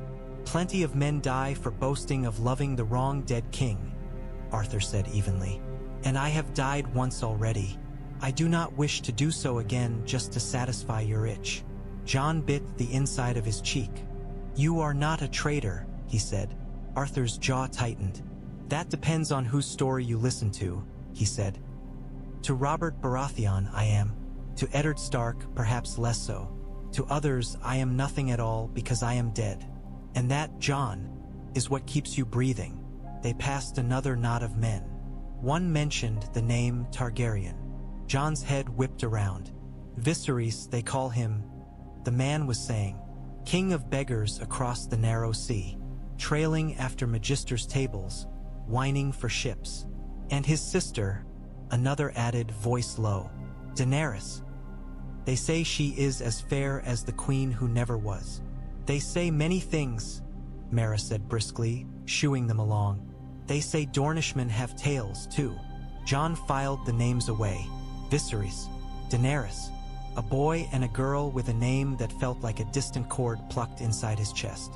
How many dragons are left? He asked Arthur later, as they started the long climb back toward the tower with their burdens. Truly, none, Arthur said. Then, after a heartbeat, in the sense you mean, no beasts that breathe fire, that men can saddle. Only people and the shadows of their choices. And me, Jon pressed. Am I such a shadow? Arthur did not answer. The mountain path was narrow, and he focused on his footing. Jon looked back down the valley. The market was a scatter of color and movement below, already receding. The torn poster flapped in the wind, its white-cloaked knight dancing on invisible strings. Halfway up the path, Jon paused to catch his breath. The wind tugged at his hood. Far above, the tower waited, a dark tooth against the sky. He wondered, for the first time, if he was a boy raised on a mountain or a mountain built around a boy. The first time Jon had seen dawn unsheathed, he had been too young to understand. He remembered flashes, the pale flare of the blade, the way the light seemed to bend around it, the hush that had fallen over the room as if the sword drank sound as well as sun. At 8, he had only known that it was beautiful and that Arthur held it as if it might break the world if mishandled. Now, at 15, the sight struck him differently. It is just metal, Arthur said, though his tone made a liar of the words. The blade slid from its sheath with a sound unlike any other sword Jon had heard. Not the scrape of steel on leather, but a softer, purer note, like a breath drawn in. The fading light caught on the metal, but did not glare. Instead, it seemed to soak into it, rendering the pale length almost luminous. Jon could not look away. He had known other swords, the common steel he trained with, the rough, nicked blades of the men at the market. None of them did this. Dawn did not shine like polished iron. It glowed softly, the way the sky did just before the sun broke the horizon. Forged from the heart of a fallen star, Arthur said quietly, as he always did when he spoke of Dawn's making. It was ritual now, as much for him as for Jon. So the tales claim, I have never seen the forging of a star. I cannot say if it is true. Jon reached out, then stopped himself, fingers hovering above the flat of the blade. May I? Arthur studied him, eyes catching the last of the light. You may, he said at last. Gently. Jon's hand settled on the metal. He expected cold. The night air was already creeping in, teasing the sweat on his skin into chill. Instead, the sword felt a neutral, neither warm nor cold. It simply was, its presence so complete that his own seemed diminished by comparison. It is lighter than I thought, he murmured. Every man says the same the first time he holds it. Arthur replied, as if they expected to lift a mountain. The weight is not in the steel. It is in what it means. What does it mean? Jon asked, though he had some notion. Sword of the morning. Tales of knights in streaming white cloaks, of single champions holding passes against hosts. Arthur looked out over the darkening mountains. In Starfall, he said, my father told me that dawn is not just a weapon. It is a promise, that when the sword of the morning rides to war, he does so not for his own glory, nor for the whims of a single king, but for the realm, for the innocent, for those who cannot lift a blade in their own defense. He paused. The wind tugged at his hair, lifting the silvered strands. I failed that promise, he added very softly. Jon turned to him, frowning. You did as you were sworn, he said.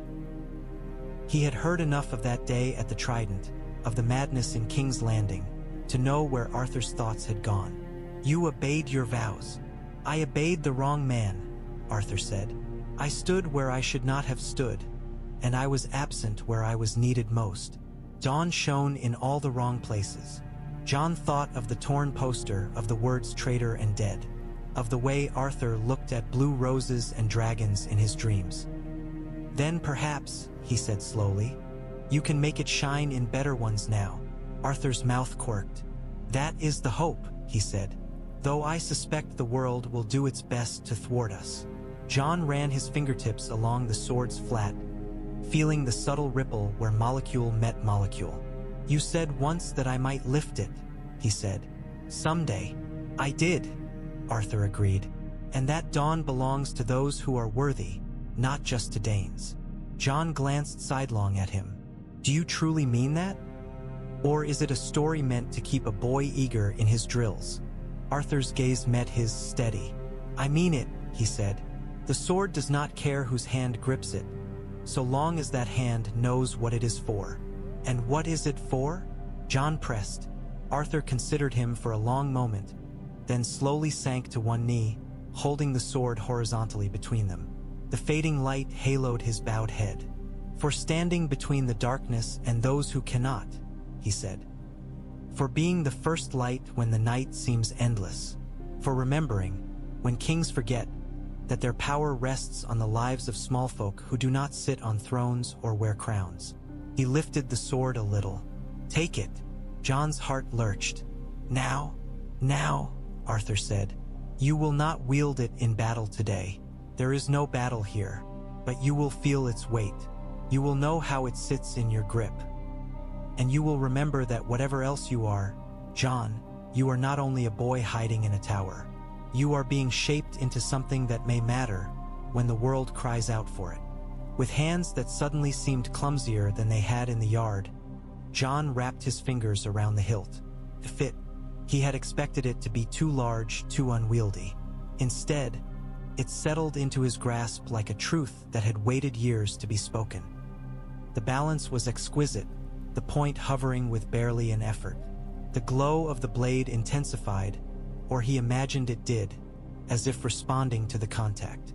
His breath caught. Do you feel it? Arthur asked quietly. Jon swallowed. Yes. What?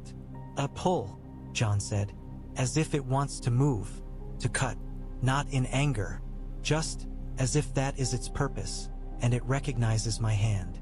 Arthur's eyes softened. Then listen to it, he said. Learn its song. But remember this. No matter how eager dawn may be to cut, you must always choose where it falls. Steel has no conscience. Men must provide it. Jon held the sword out, testing the weight. For a wild moment, he imagined himself on some distant field, blade up, a host behind him. He saw banners he did not recognize, a dark tide of cold rolling toward them. He felt fear, and beneath it, a fierce, wild joy. He blinked, and the ledge returned, the tower, the quiet. If I am ever to carry it, he said, his voice steadier than he felt, I will know. T.B. Rhaegar. I will not be Ares. I will not be the kings in your stories who forgot what their power was for. Arthur's jaw tightened briefly. You are not them, he said. You are Jon. And what is Jon? He asked. Arthur hesitated, then spoke a word he had rarely used aloud. "Targaryen," he said. The name landed between them like a drawn blade. Jon's fingers tightened reflexively on the hilt. Dawn did not shift. The wind, however, seemed to falter, as if listening. Arthur did not flinch from his gaze. "There will come a day," he said, "when I will have to speak those truths in full, when I will have to tell you of your father, and your mother, and the war that tore them apart, of the man who sits a throne that might have been yours, had the world turned another way." His eyes went distant, as if seeing that other world. "But not tonight. Tonight you will hold Dawn, and you will know that whatever blood runs in your veins, whatever names the world would give you, you are being forged for something more than crowns." Jon looked down at the blade. Its pale length reflected his face in a faint, warped way.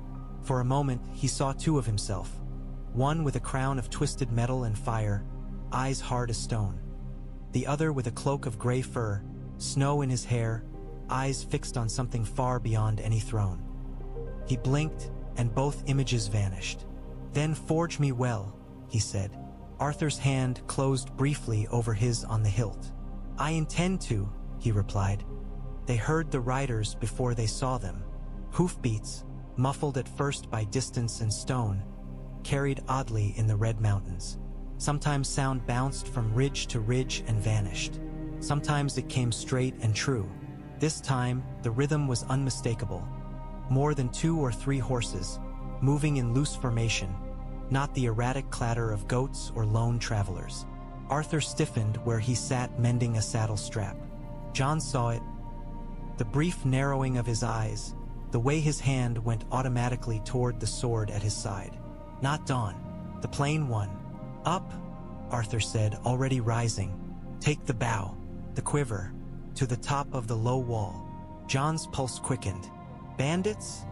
he asked, even as he moved, snatching up the short Dornish bow and the quiver of goose-feathered arrows they kept near the tower door. "Perhaps," Arthur said, "or perhaps something worse. We will assume the latter." He did not reach for his armor. There was no time. The leather jerkin and plain cloak would have to suffice. By the time Jon had scrambled up the rough stones to the vantage they used for watching the path, the riders had appeared around the last bend below. 6 of them. Their horses were small and tough, mountain-bred. The men themselves wore leather and ringmail suited for the heat, their spears tipped with sun-caught iron. One bore a small banner, orange, with a red sun pierced by a spear. "Martell," Jon murmured. Arthur grunted. "Or men who would have others think so." His voice was flat. "Stay low.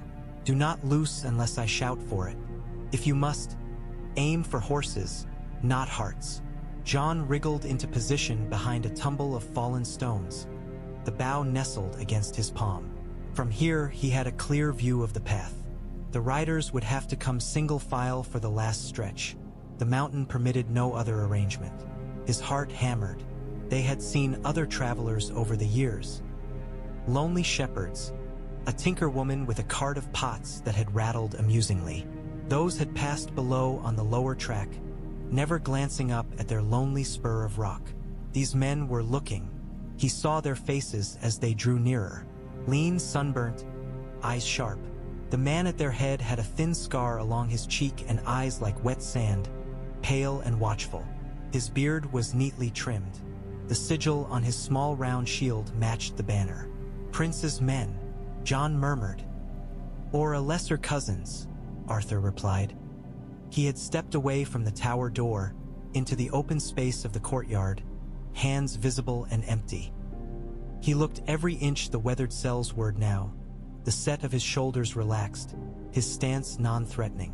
Jon knew it for the fiction it was.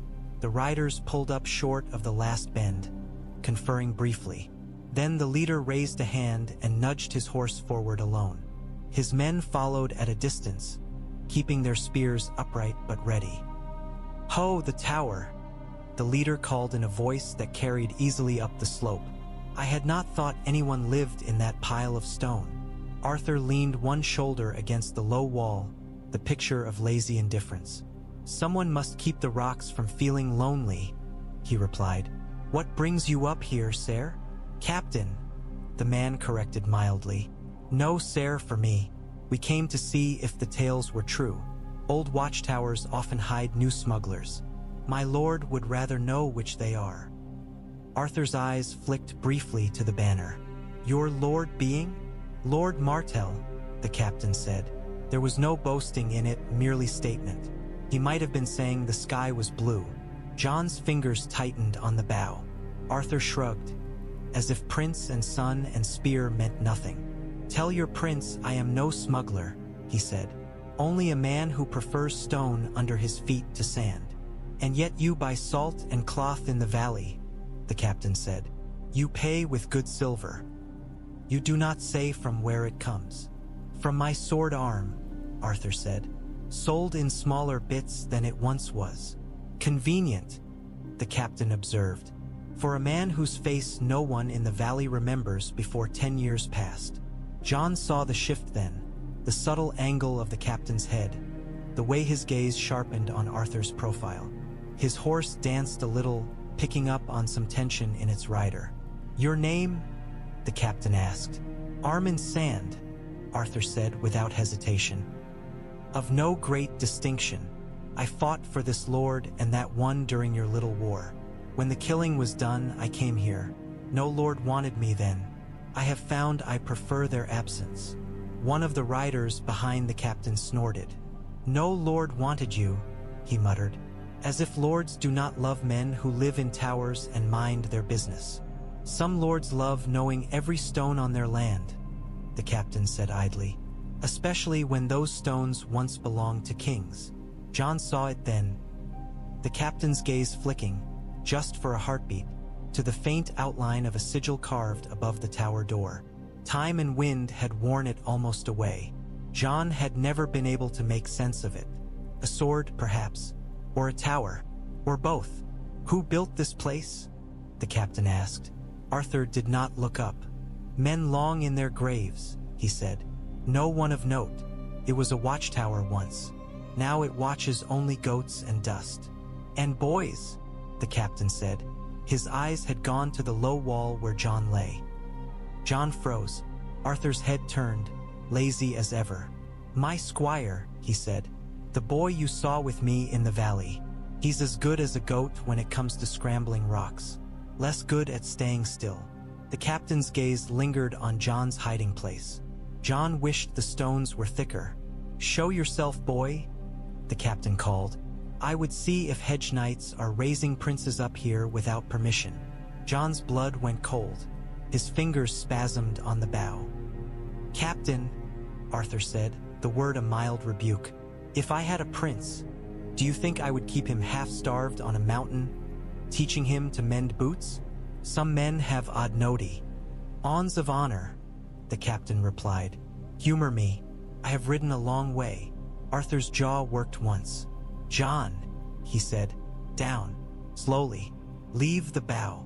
The command was quiet but absolute. Jon obeyed before he fully knew he was moving.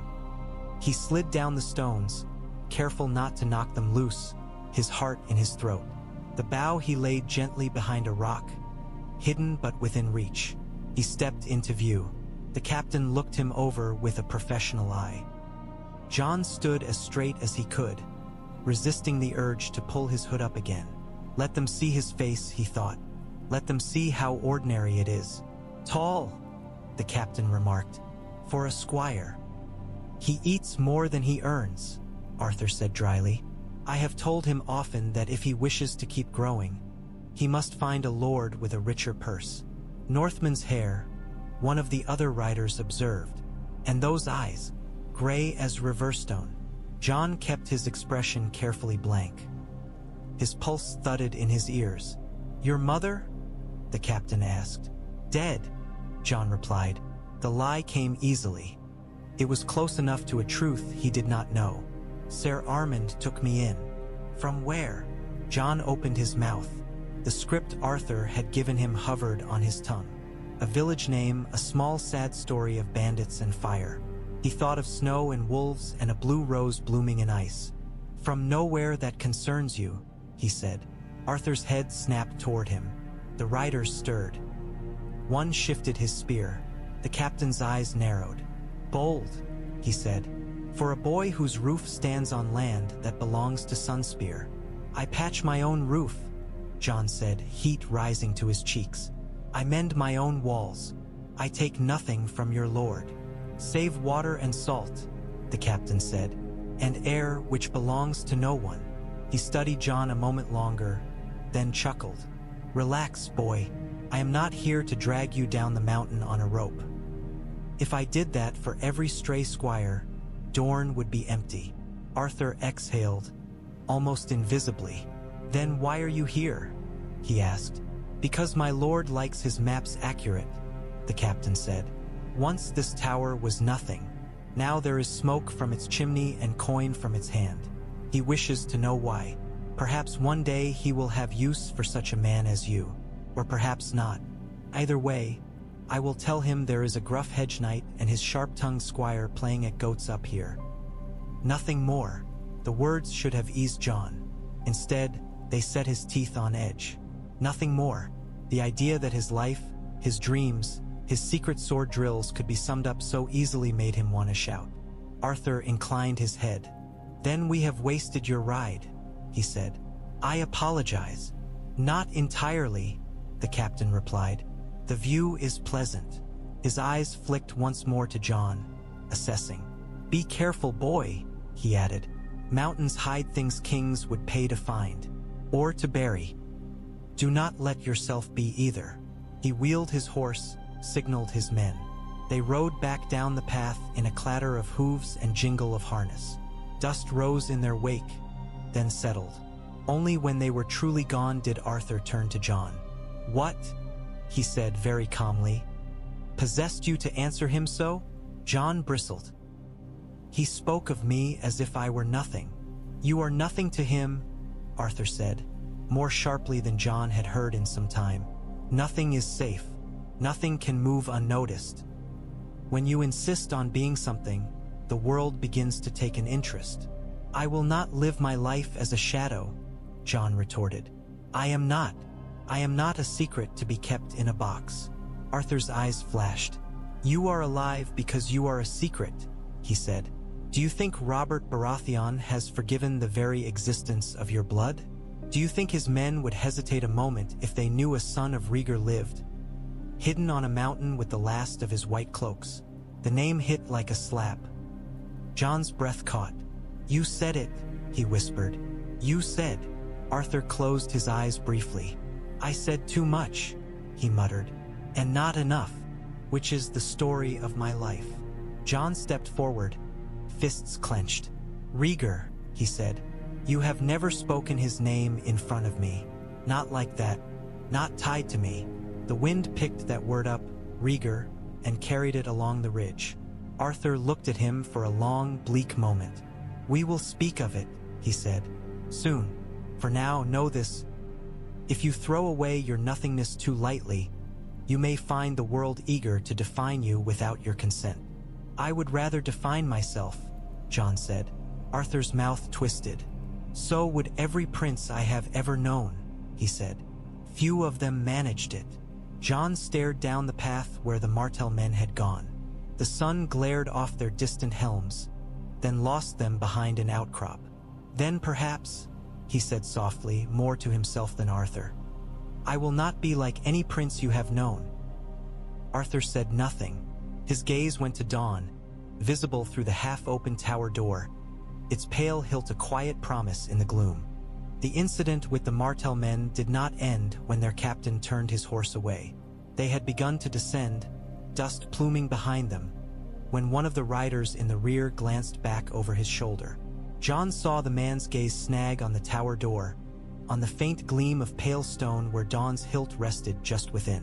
The rider's body language changed, subtle, but clear to someone trained to watch. His spine stiffened, his hand tightened on his spear. He reined in, murmured something to his fellow. That man looked back too. Jon felt the hairs on his arms stand up. "They have seen," he said under his breath. Arthur followed his gaze. Jon saw the moment realization struck, like a blade sliding home. a tiny tightening at the corners of the knight's eyes, a sigh that did not quite leave his chest. "Stay," Arthur said. "Do not shoot unless—" The rear rider turned his horse. "Captain," he called. "Wait." The column slowed. The captain half-turned in his saddle, irritation plain. "What now?" "The sword," the rider said, pointing. "At the door. Did you see? The hilt." His words did not travel clearly to Jon's ears, but their effect did. The captain's head turned once more toward the tower. His eyes narrowed. Arthur stepped slightly to the side, as if by chance, putting his own body between their line of sight and the door. It was a small motion. It might have seemed like nothing. It drew attention. "The sword?" The captain repeated. "What of it?" "The pommel," the rider insisted.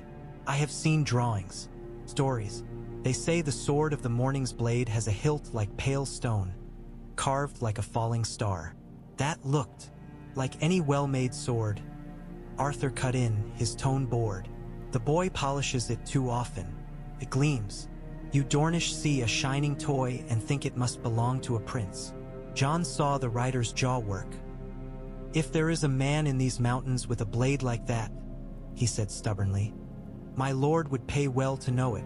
"And what would he do with that knowledge?" Arthur asked. "Drag the man to Sunspear in chains?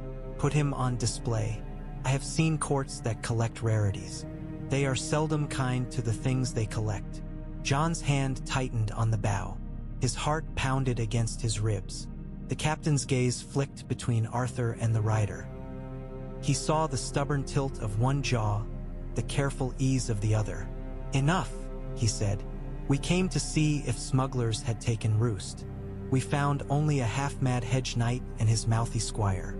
I will not go back to Sunspear with tales of star swords. The prince has better things to think on." "But," the rider began. The captain's tone went flat. "Do you question my judgment?" The man swallowed. "No, Captain." "Then ride," the captain said. "If you wish to chase legends, do it on your own time, not mine." They moved on. One horse, however, balked at the narrow bend. Perhaps it smelled the goats that frequented the path. Perhaps it skidded on some loose stone. Whatever the reason, its hooves slipped. It reared, neighing in panic. The rider clung, cursing. The horse's forelegs flailed. For a heartbeat, the spear in his hand swung wildly, its point cutting a neat arc through the air, straight toward Arthur. It would not truly reach him. The distance was too great. Jon knew this logically. The mountain taught one to judge space well, but logic drowned under the roar in his ears. He loosed before he thought. The arrow flew low and true, slapping into the stone just in front of the horse's foreleg. Startled, the animal jerked back from the sudden impact, dancing sideways. Its flailing forehoof missed the edge, found more solid ground. The rider cursed again, but this time in relief rather than fear. "Seven hells, boy," Arthur hissed, though his lips barely moved. The captain's head snapped up. His gaze shot to the ridge where Jon knelt, bow still half raised. For a heartbeat, their eyes met. The captain inclined his head, almost imperceptibly. Then he turned away once more. No one mentioned the arrow. The riders picked their way down the rest of the path with more care. At the valley floor, they spread out and rode off in different directions, as if they had never climbed at all. Only when they were truly gone, the last echoes of hooves swallowed by the mountain, did Arthur turn on Jon. "What part of do not loose did you fail to understand?" he demanded. Jon's mouth was dry. "He would have fallen," he said, "broken his neck on the rocks." "And then what?" Arthur asked coldly. "His comrades would have ridden up here, angry and grieving, and demanded recompense. They would have searched the tower. They would have seen dawn. They would have seen you. They would have started asking questions we cannot afford to answer. Or he would have died," Jon shot back, "and I would have stood here and watched, with an arrow on my string and my arms steady, and done nothing." "That is what it means to be nothing," Arthur said. "Safe, hidden. To let the world cut itself on stones you never touched.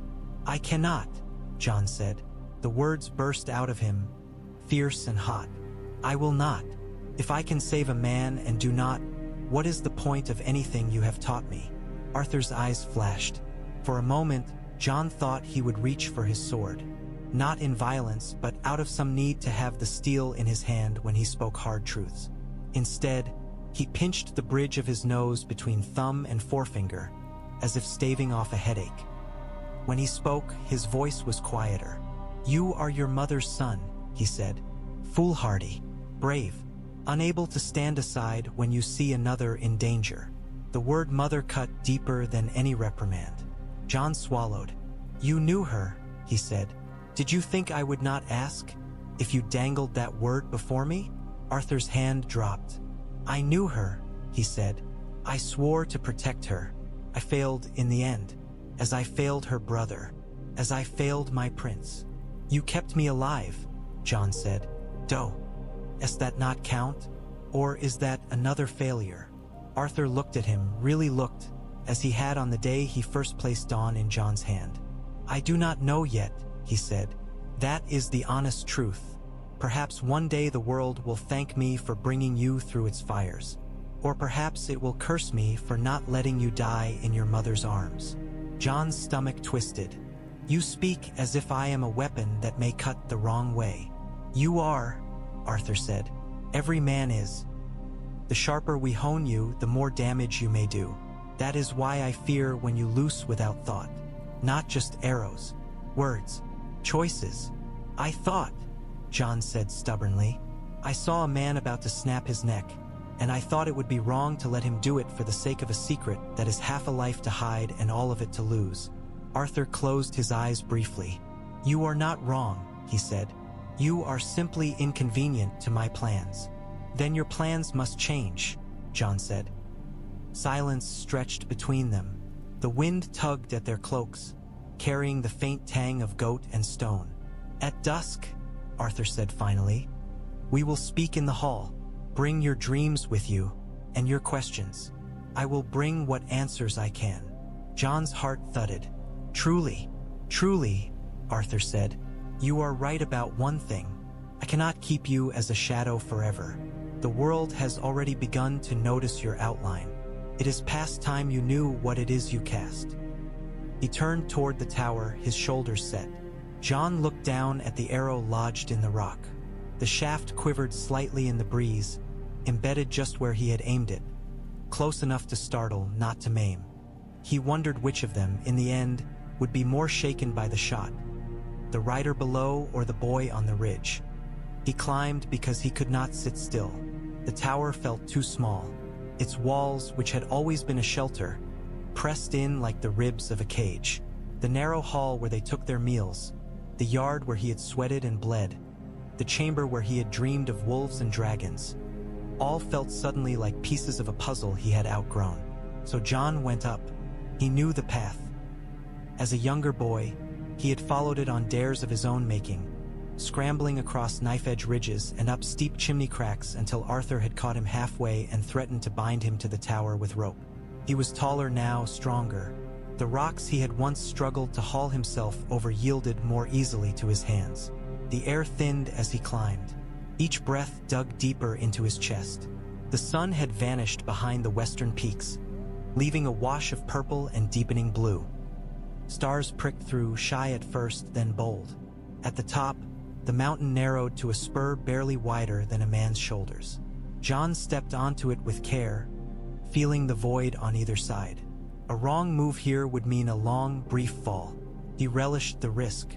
The wind met him there, sharp and insistent. It smelled different than it did around the tower. Cleaner, somehow. Less touched by goat and man. He turned slowly, taking in the world laid out below. To the south, the Red Mountains rolled away in waves of shadow, their jagged spines catching the last of the light. Beyond them lay the sands of Dorne, the green blood, the Sea of Dorne, and then, further still, lands he knew only from Arthur's maps and stories. To the east, the range tumbled down toward the Stormlands and the Marches. Clouds gathered there, bruised and heavy, flickering with distant lightning. To the west, The sky stretched, fading into a dark that felt somehow warmer, full of unseen lands and cities. To the north, he squinted. There was nothing to see, not truly. Only more darkness, the line where sky met land indistinct. Yet something in that direction tugged at him. A thread, invisible and unbroken, running from his chest into the far distance. He took a breath. The air tasted, for an instant, of snow. The sensation was so startling he nearly lost his footing. He planted his boots, heart hammering. It was gone as quickly as it had come, replaced by the familiar dry, dusty chill of the mountain evening. Still, the ghost of it lingered. He closed his eyes. In the darkness behind his lids, he saw flurries dancing in torchlight, swirling around a gray stone courtyard. He heard the creak of old wood, the low murmur of a man's voice, the wild, clear laughter of a girl. A dire wolf howled, the sound full of something that hurt. He opened his eyes again. The mountain was still there. The tower, below him, was a small, dark tooth jutting from the ridge. Smoke curled faintly from its chimney. "Where are you?" he asked the distant north quietly. There was no answer, only the wind pressing against his chest, tugging at his hair. He thought of the name Arthur had let slip. Rhaegar, Targaryen, the Dragon Prince. He had seen depictions of him in Mara's half-ruined sept book. A tall man with dark hair and melancholy eyes, a harp in his hands. The illustrations varied. Sometimes his features were sharp, almost cruel. Sometimes they were softer, wistful. In each, his hair fell the way Jon's did when it grew too long, curling in certain places, refusing to lie perfectly. If what Arthur hinted were true, that man's blood flowed in his veins. And Lyanna, his mother. He knew her only from the way Arthur's voice changed when he said, "Your mother," instead of "the lady." From the blue rose in his dreams. From fragments in merchants' gossip. Stark's sister, the wild one. When they thought he wasn't listening, he imagined her with gray eyes, like his, with laughter that cut through halls, with a temper that dragged him up mountain paths by the scruff of his neck. "I feel pulled in two directions," he said to the wind. "Fire and ice, sword and something else. And I do not know which is mine." The wind did not answer, but the stars overhead brightened. One in particular burned more clearly than the others, straight ahead, northward. A little larger, a little whiter. Arthur had taught him some of their names. The sword, the spear, the crone's hand. This one, he thought, might be the ice dragon, though the old tales said that star was faint. He reached out a hand, as if he could pluck it from the sky. His fingers closed on empty air. "What do you want from me?" he asked the unseen forces that seemed to toy with his path. Gods, fate, blood, whatever name men gave them. Down below, a goat bleated. The sound, absurdly mundane, snapped the moment. Jon huffed out a breath that was almost a laugh. "What do I want from me?" he corrected. He wanted to step off this mountain and see the world Arthur's map only hinted at. He wanted to stand in a weirwood grove and see if the carved eyes watched him back. He wanted to look upon the wall and feel if the stories of cold and ancient things were truth. He wanted to see King's Landing and decide for himself if the throne it held was worth all the blood spilled for it. He wanted to know his name. Not Jon the Squire, not Jon of Nowhere. Jon something. Stark? Targaryen? Dayne? None sat cleanly on his tongue. They jostled and clanged, pieces of different songs forced together. "Snow," he said aloud, experimentally. The word rose white in the air, fading quickly. Jon Snow. The mountain did not protest. The wind did not laugh. The stars did not fall.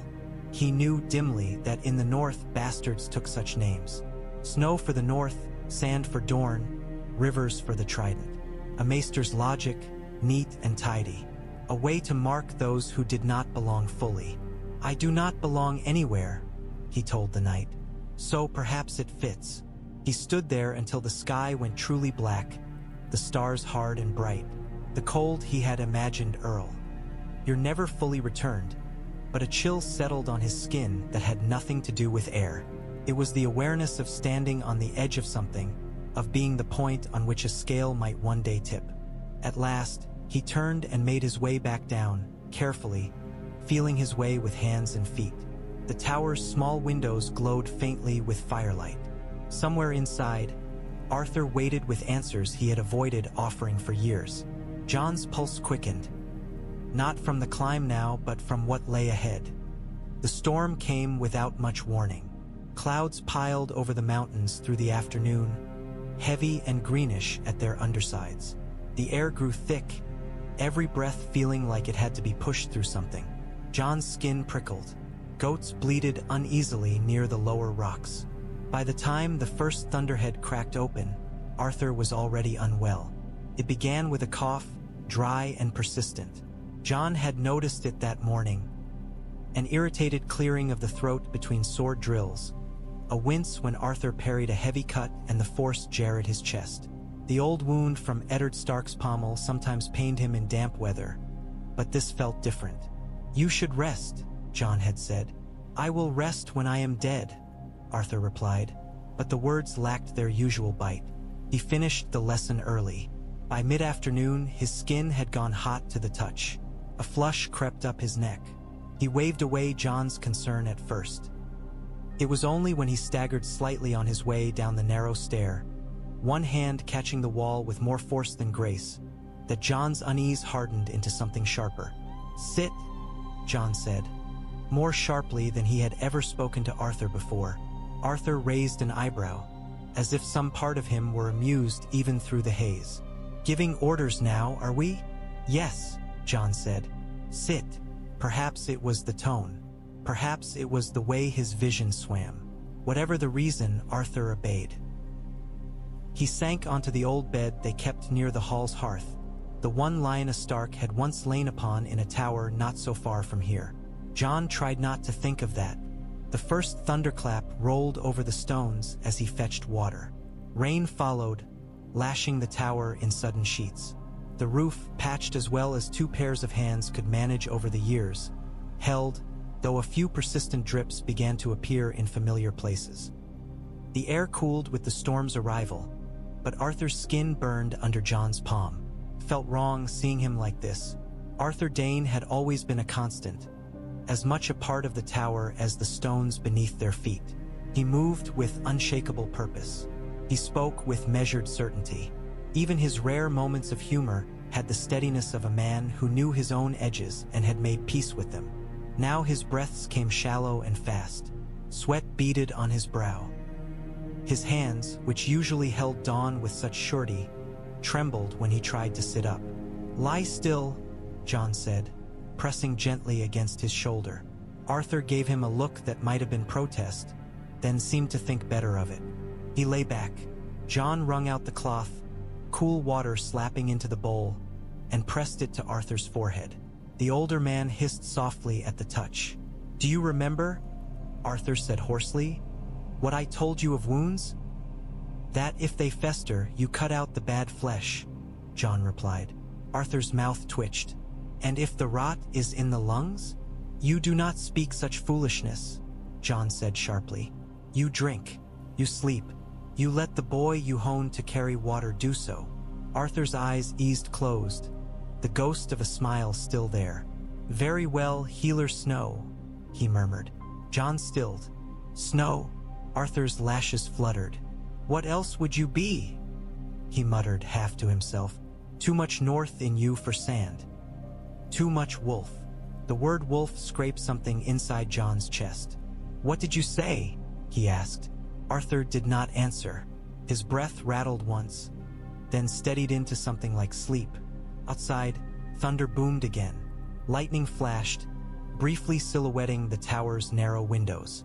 The storm was directly above them now, rain drumming on the roof like drumbeats in a war camp. Jon sat back on the stool, watching Arthur's chest rise and fall. The cloth in his hand cooled, warmed, cooled again as he dipped and reapplied it. He had seen Arthur bleed before, cuts and bruises from training, once a deep gash in the thigh when a loose stone had betrayed him on the path. The night had borne them with irritated stoicism, grumbling more about wasted time than pain. this felt different. The heat in his skin was not the heat of exertion, but of something burning from within. His eyes, when they opened, were not simply tired but unfocused, seeing other places. At one point in the night, Arthur spoke. "Gerald," he murmured, eyes closed. "Hold the line. Oswell, to the right, no, the left. Damn you, you will get yourself killed if you—" His hand jerked, fingers closing around some invisible hilt. Jon's throat tightened. "Arthur," he said softly. "It's Jon. You're in the tower."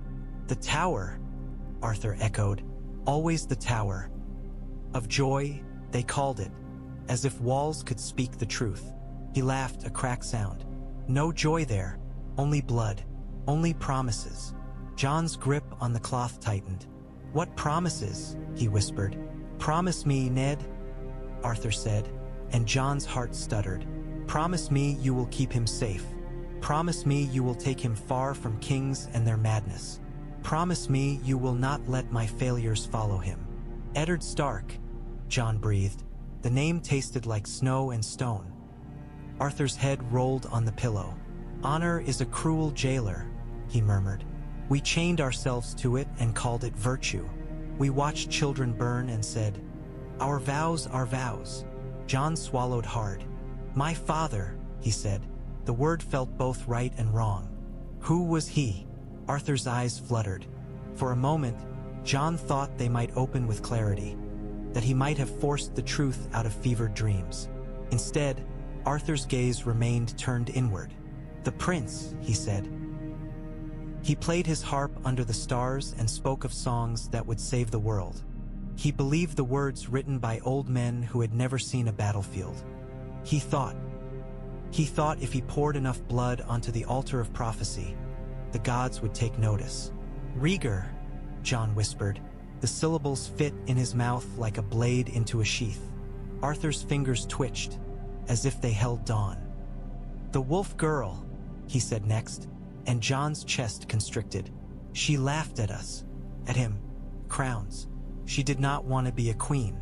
She wanted to ride and run and be free. I thought we were protecting her.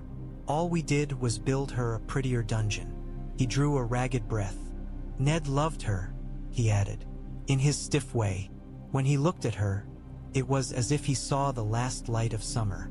"And when she died," his voice broke. Jon sat very still. The storm rumbled again, closer now, lightning making the shadows jump.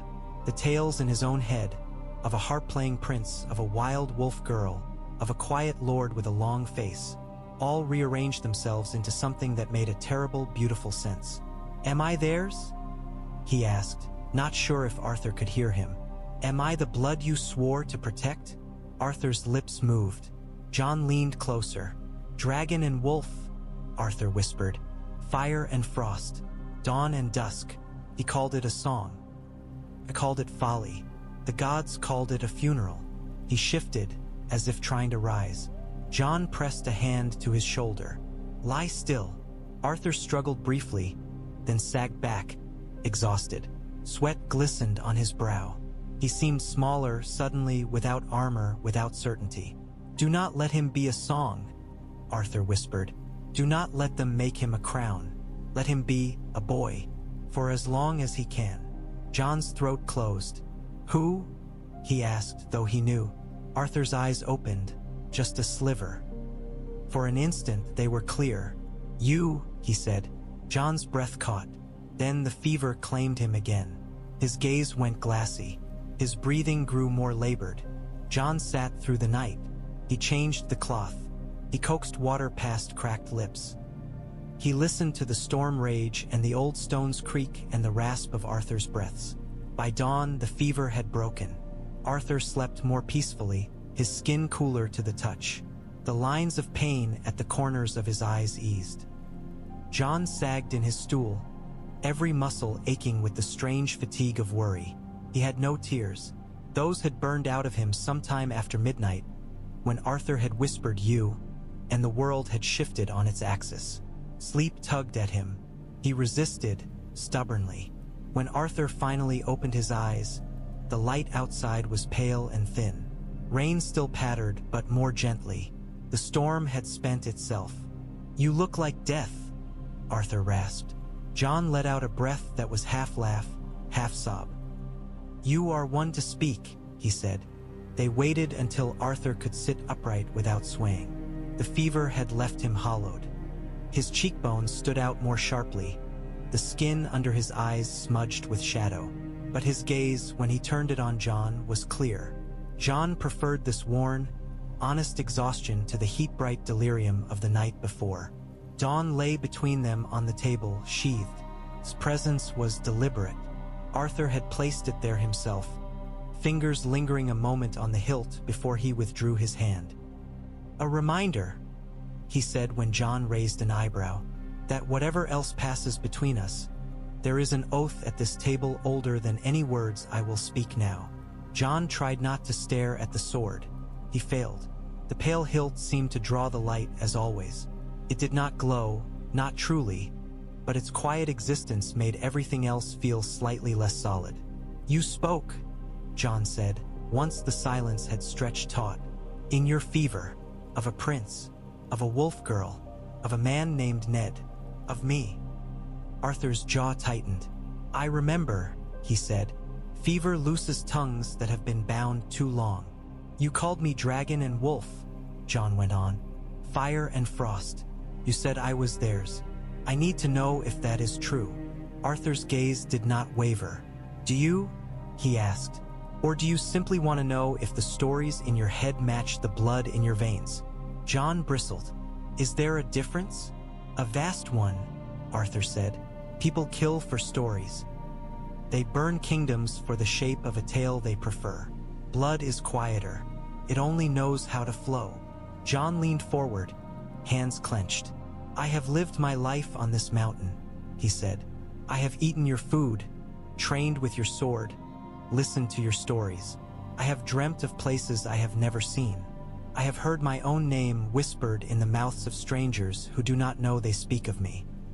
If you deny me the truth now, Arthur, I will walk down that path and find it elsewhere, and I swear by every stone in these mountains I will not come back." Arthur flinched, slightly. It was enough. "You are right," he said. "You have earned more than half-truths and silences. It is selfishness, not wisdom, that has kept my tongue still this long." He drew a breath. Outside, rain tapped lightly at the shutters. Inside, the fire cracked softly. Dawn sat, quiet and bright, between them. "Your name is Jon," Arthur began. "That much is simple. Your mother chose it, not for dragons or kings or prophecies. For a man she trusted with her brother's life. Jon Arryn." Jon rolled the name around his mouth silently. Jon Arryn, the Lord of the Eyrie, foster father to Robert Baratheon and Eddard Stark. A pillar of the stories Arthur had told him. "Your mother," Arthur continued, "was Lyanna Stark, sister to Eddard Stark of Winterfell. She loved horses, and the sound of the wind in her hair, and the sight of men knocked off them. She had no patience for fools, less for flattery, and none at all for the idea that her life belonged to anyone but herself." His voice softened as he spoke, memory smoothing its edges. "She did not care to be a lady," he said. "She wanted to be a storm, I think, untamed.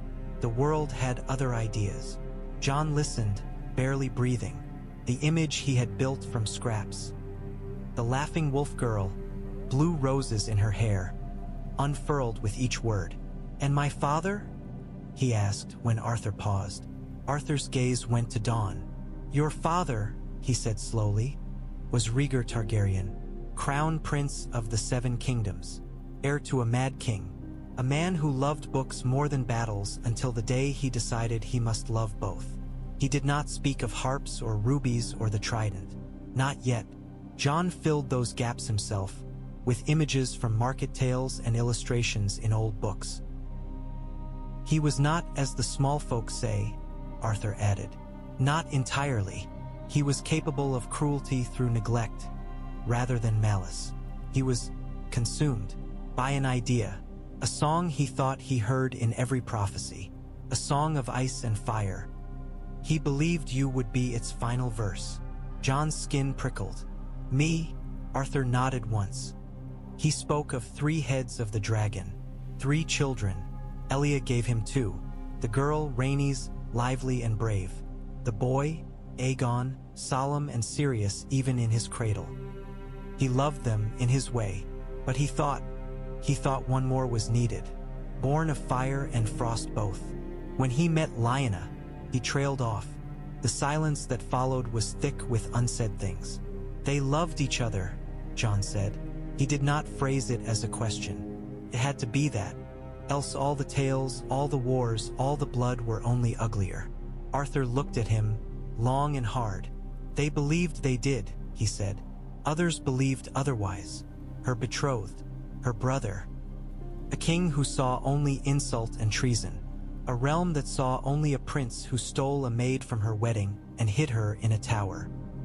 He gestured vaguely, encompassing both the hall they sat in and the ruined Tower of Joy nearby, which had witnessed their births of secret and death. I swore to your father, Arthur said. I swore to protect his wife and child. I believed I was doing right, that the realm would be saved by this union. Instead, I watched castles burn, men die, children murdered in their beds.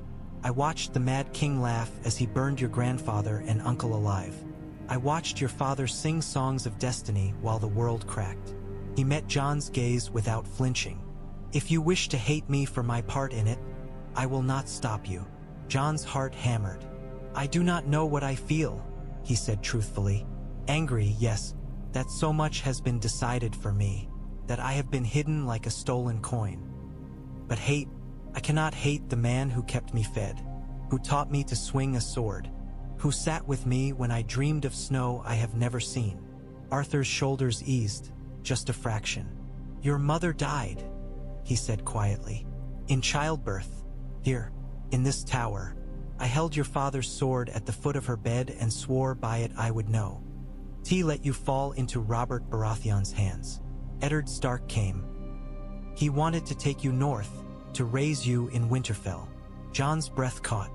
He wanted me? Of course he did, Arthur said. He was a Stark. He loved his sister. He owed her a debt he could never pay. Taking her son home was the only coin he had left to offer. Then why am I not there? Jon demanded. Why am I not in the north, with wolves and weirwoods, instead of on a mountain with goats? Arthur's gaze dropped briefly to his hands, then rose again. Because I would not let you go, he said. Because I saw what your life would be in King's Landing, in Winterfell, in any hall where men played at crowns. A threat, a tool, a banner, a reason for someone to kill your cousins. Or you. And here I am nothing, Jon said, bitterness roughening the words. Safe, hidden, forgotten, alive, Arthur said. That is not nothing, not to me. Not to the sister who held you and begged me with her last breath to keep you from a crown of knives. Not to the brother who rode away with a lie in his mouth to protect you. Jon looked down at Dawn. Its sheath hid the pale steel, but he could feel it there, solid and patient. Eddard Stark lied, he said slowly. For me? Yes, Arthur said. He went back to his king and said his sister died in childbirth, that the babe did not live. He went back to his lady with a bastard in his arms. Another story, another lie. He has carried those lies for 15 years. For you, Jon swallowed. The idea of a man in a great northern hall, sitting with a secret that tangled itself into his marriage, his friendships, his sleep. It weighed on him in ways he had not expected. I thought honor meant telling the truth, he said softly. Sometimes, Arthur replied. Sometimes it means bearing the weight of a falsehood so that others may be spared its edge. Your uncle has paid dearly for his promise. I have paid for mine. And you will pay for both in your own way. Jon sat back, feeling oddly lightheaded. So I am Jon Targaryen, he said. The name felt unwieldy, too bright. Son of Rhaegar, but also Jon Stark, my mother's son. Arthur inclined his head. You are both, he said, and neither. The world will not easily accept such a thing. prefers its names neat. You are the place where two songs meet.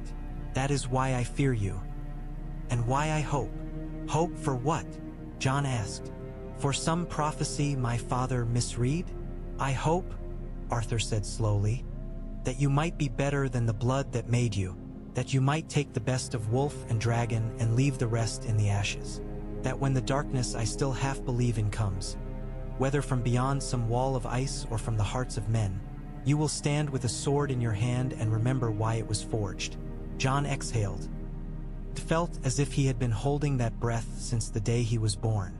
And what do you want, Jon? Arthur asked quietly. Now that you know? Jon looked toward the small window slit. A strip of gray sky showed there, the storm clouds thinning. I want to see the north, he said. To stand beneath a weirwood and see if it feels like my dreams. I want to see the wall and know if it is only stone and ice or something more. I want to look upon King's Landing and decide if that throne is worth the skulls beneath it. He looked back at Arthur. I want to be more than a shadow, but I do not want to be a king. Arthur's shoulders sagged as if a weight had shifted. Good, he said, because if you had said otherwise, I would have had to hit you over the head with a log. Jon huffed a short, surprised laugh. We cannot go yet, Arthur added, more serious. The world is still dangerous for your name. Robert still sits the throne. His spies still listen for whispers of dragons. But the day will come when this tower is no longer enough to hold you. You have kept me caged, Jon said. I will not let you keep me so forever. Arthur's hand went to Dawn's hilt, resting there. When you leave, he said, you will do so with a sword in your hand and a clear head, not as a boy chasing songs of destiny, but as a man who understands the cost of every step he takes. And my name? Jon asked. Arthur tilted his head. What name do you choose? Jon thought of the star he had watched earlier, of snow and wolves and blue roses, of a harp and a hammer, of a tower of joy that held little of the word. Jon Snow, he said, let the dragons sleep for now. Let the wolves wake first. Arthur studied him, then nodded slowly. Snow it is, he said, to the world, to us when we are cautious, to yourself when you look in the mirror. But remember, under the snow there is stone, and under that, fire. He pushed Dawn gently across the table, just enough that its hilt settled nearer Jon's hand. When the time comes, Arthur said, you will be both dawn and dragon, and gods help us all. I think the world will need you. Jon's fingers closed around the hilt. For the first time since he could remember, he knew who he was. Not fully, not neatly, but enough. He was Jon Snow, born of Lyanna Stark and Rhaegar Targaryen, raised on a mountain by a man the world believed dead, with a fallen star's sword under his hand and dreams of wolves and dragons at his back. The dawn beyond the shutter was thin and gray. It did not blaze. It did not sing. Simply was. Jon thought that might be enough.